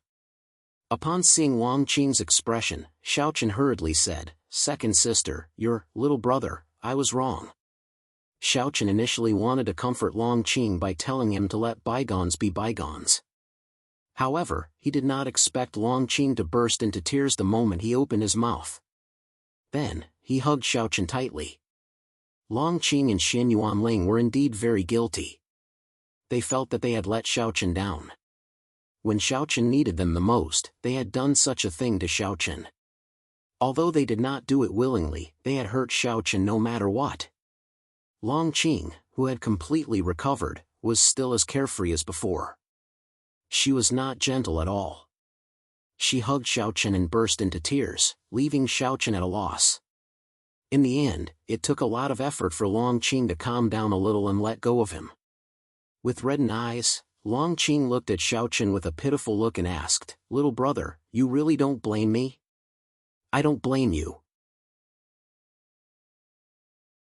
You're my second sister. How can I blame you?" Xiaochen said helplessly. Longqing's tantrum made the atmosphere less awkward. At this time, Xian Yuanling spoke up at the right time. "Third brother, your second sister and I know what happened. It's all because of the seventh will of the heavenly way. He actually tampered with our memories. However, it's true that I'm sorry for what happened in the past." "Big brother, what nonsense are you talking about? I already said that I don't blame you and second sister." Hearing this, Xiaochen said seriously. Then, the two brothers hugged each other deeply. None of the three brothers were willing to fuss over what happened in the past. From Longqing and Xian Yuanling, Xiaochen also knew that the reason why the two of them were like this was because the seventh will of the heavenly way had tampered with their memories. When he thought about how the seventh will of the heavenly way could even use such a despicable method, Xiaochen gnashed his teeth in hatred. However, with Xiaochen's current strength, he was still unable to deal with the seventh will of the heavenly way. Therefore, he could only keep his hatred in his heart for the time being. Looking at Longqing and Xian Yuanling, Xiaochen asked curiously, "If that's the case, big brother, how did second sister recover?" The seventh will of the heavenly way tampered with their memories. With their strength, there was naturally no way for them to solve it. Moreover, the two of them had now broken through to the immortal realm and condensed the heavenly immortal mansion. Something must have happened. Regarding this, Xiaochen was very curious. Begging for collection, begging for monthly votes, begging for recommendations.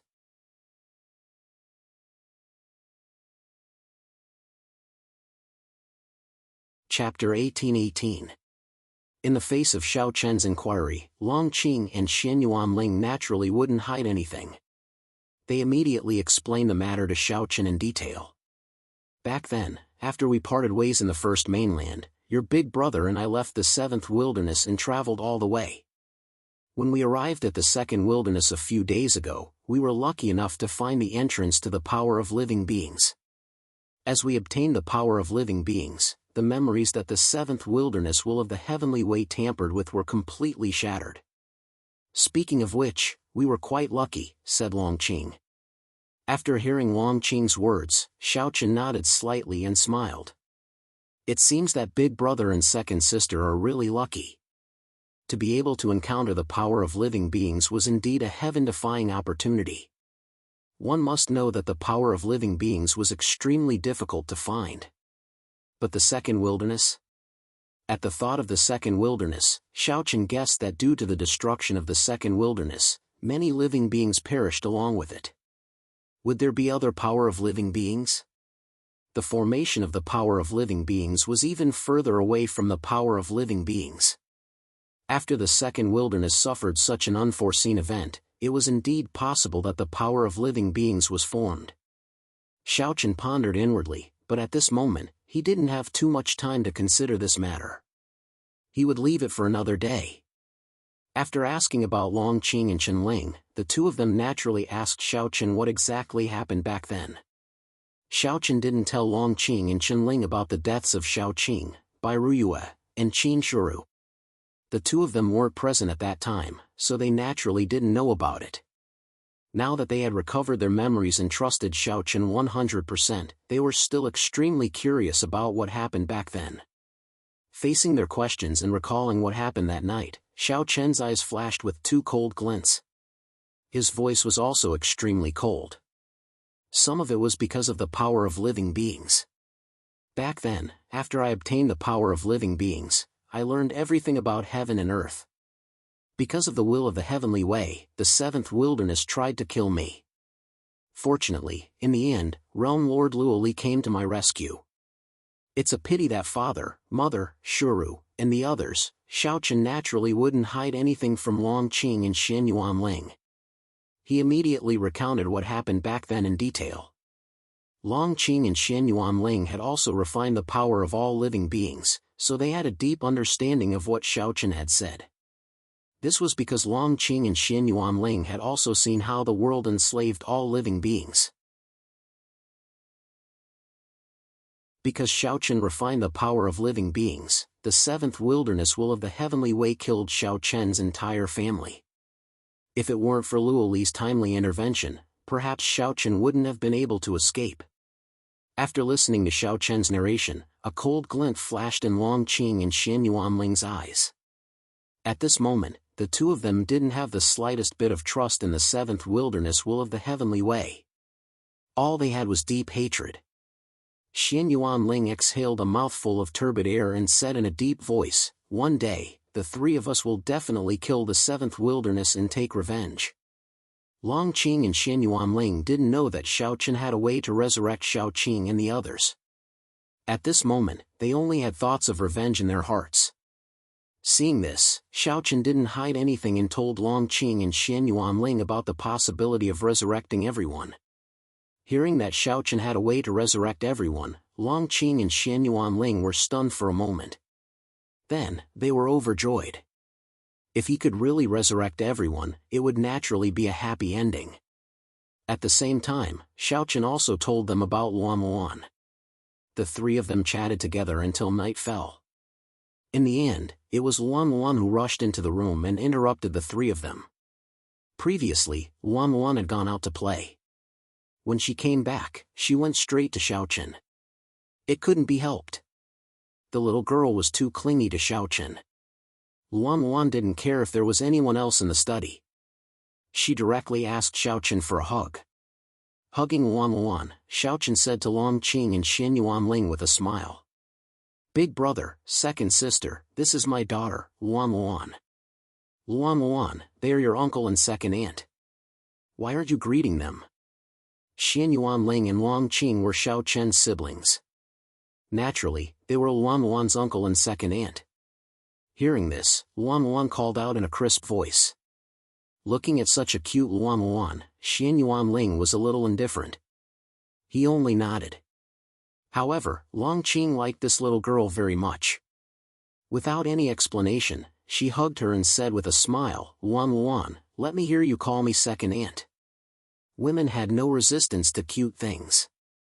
Even if Luan was a living person, it was still the same.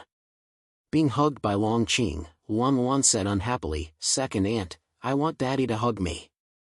Although she knew about the relationship between Xiaochen and Longqing and Xianyuanling, Luan still didn't feel close to them. After all, this was the first time they had met. She didn't want Xiaochen to hug her. Hearing this, Longqing was helpless. She curled her lips and finally returned Luan to Xiaochen's hands. Being hugged by Xiaochen, the little girl immediately calmed down. She had a look of enjoyment on her face. Xiaochen also rubbed the little girl's hair lovingly. Ever since Long Qing and Xian Yuanling appeared, Xiaochen's mood became very good. The smile on his face also increased. After all, the two of them could be said to be the closest people to Xiaochen. Their arrival really made Xiaochen overjoyed. That night, Xiaochen, Long Qing, Xian Yuanling, Hong Xiu, Luan Luan, and the wine Taoist gathered together. It was a rare happy day, so wine was naturally unavoidable. However, after 3 rounds of wine, the wine Taoist looked at Long Qing and Xian Yuanling and said, "I say, since the two of you have come to the first wilderness, why don't you join the 7th realm? This way, this boy can rest assured. Moreover, the two of you have nowhere to go now." The wine Taoist suggested that Long Qing and Xian Yuanling join the 7th realm. In this regard, the two of them didn't refuse. Originally, the two of them had come all the way to the first wilderness to find Xiaochen. Now that they had found him, they had no intention of leaving. Hearing the wine Taoist's words and seeing the two of them nod, Xiaochen was overjoyed. The next day, he let the two of them join the 7th realm. As the heir of the 7th realm, Xiaochen still had this bit of power. He didn't need to go through Luoli. He could let the two of them join the 7th realm directly. However, because Long Qing and Xian Yuanling were both young geniuses who had formed the celestial immortal mansion, they were basically comparable to the other heirs. Therefore, after the two of them joined the 7th realm, Luoli specially summoned them. A few days later, after being summoned by Luoli, Xiaochen and the two of them went to the main palace of the 7th realm. When the 3 of them arrived at the main palace, Luoli was already waiting there.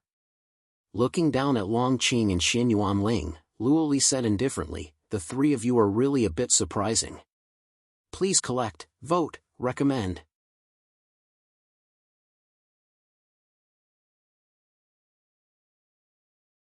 Chapter 18-19. Luoli looked at Xiaochen and the other two and smiled. It was true. Xiaochen and his 2 brothers had all condensed heavenly immortal mansions and reached the immortal realm. Long Qing and Xian Yuanling had just entered the immortal realm, and there was still a big gap between them and the other heirs of Hachibara Senkai. But no matter what, they had both condensed heavenly immortal mansions. In this way, they were qualified to catch up with the other heirs. Heavenly immortal mansions. It was so difficult, but Xiaochen and his 2 brothers had done it. That was why Luoli said that Xiaochen and his 2 brothers were indeed surprising. Xiaochen and his 2 brothers did not know that after Long Qing and Xian Yuanling joined the 7th realm, the other realm lords had quarreled about it. The reason was simple. The other realm lords all wanted people like Long Qing and Xian Yuanling under their command. Therefore, the other realm lords were a little dissatisfied with the 2 joining the 7th realm at the same time. But there was nothing they could do about it. Luoli would not let them go. Besides, Long Qing and Xian Yuanling had joined voluntarily. What else could the other realm lords say? During the quarrel that day, Luoli directly said that they could choose which realm they wanted to join. No one could interfere. Hearing Luoli's words, the other realm lords were stunned. The answer was obvious. If Long Qing and Xian Yuanling were to choose, they would definitely join the 7th realm. The other realm lords had already known about the relationship between the two and Xiaochen from Luoli. It could be said that the 7th realm had picked up a treasure this time.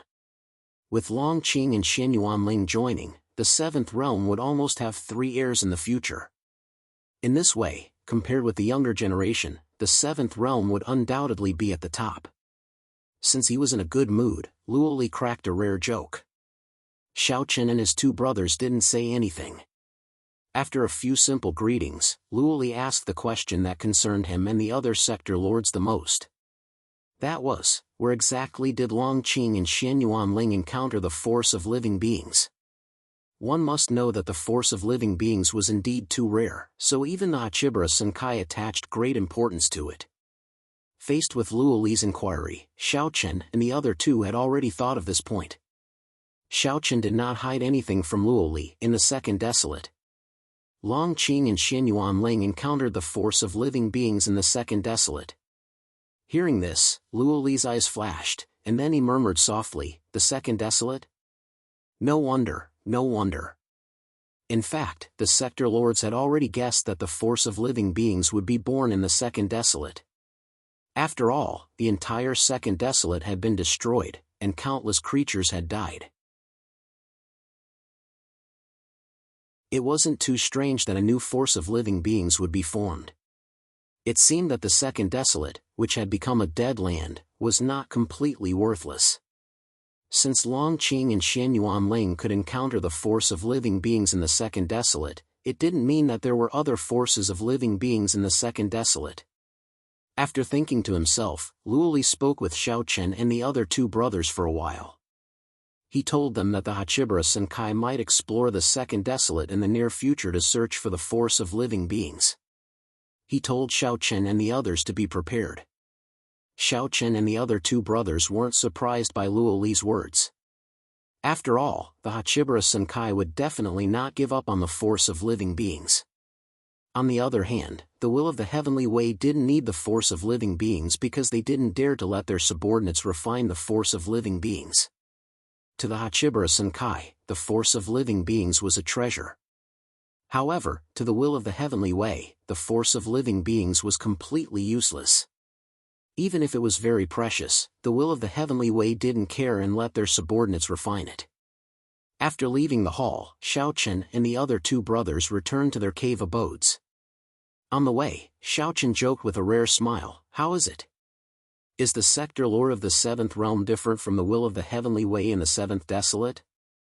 This was the first time Longqing and Xianyuanling had interacted with Luoli. After hearing Xiaochen's words, Xianyuanling said, "It's more realistic." Compared to the will of the Heavenly Way in the seventh desolate, Luoli indeed felt more realistic. He was in existence on the same level as the will of the Heavenly Way.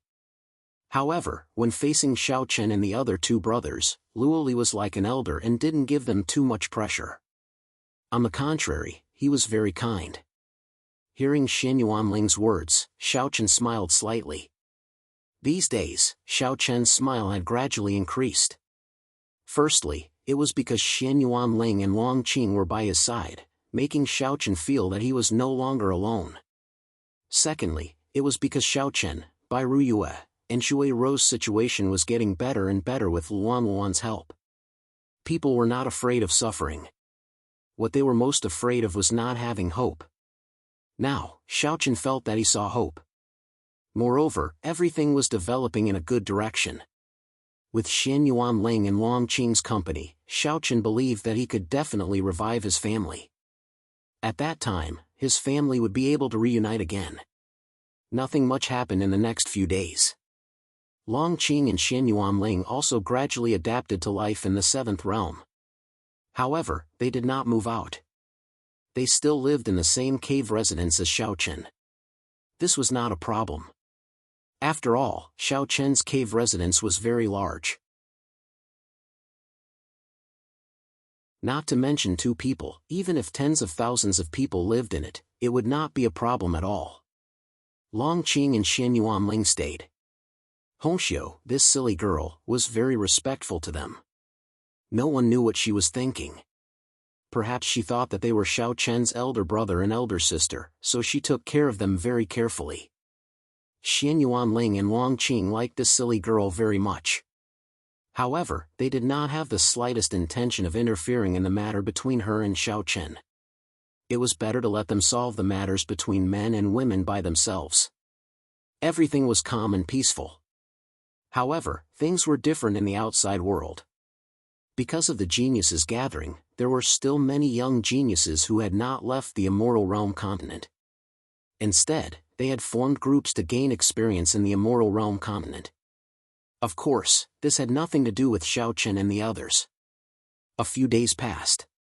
On this day, in the main palace of the seventh realm, all the realm lords gathered together to discuss the matter related to the second wilderness.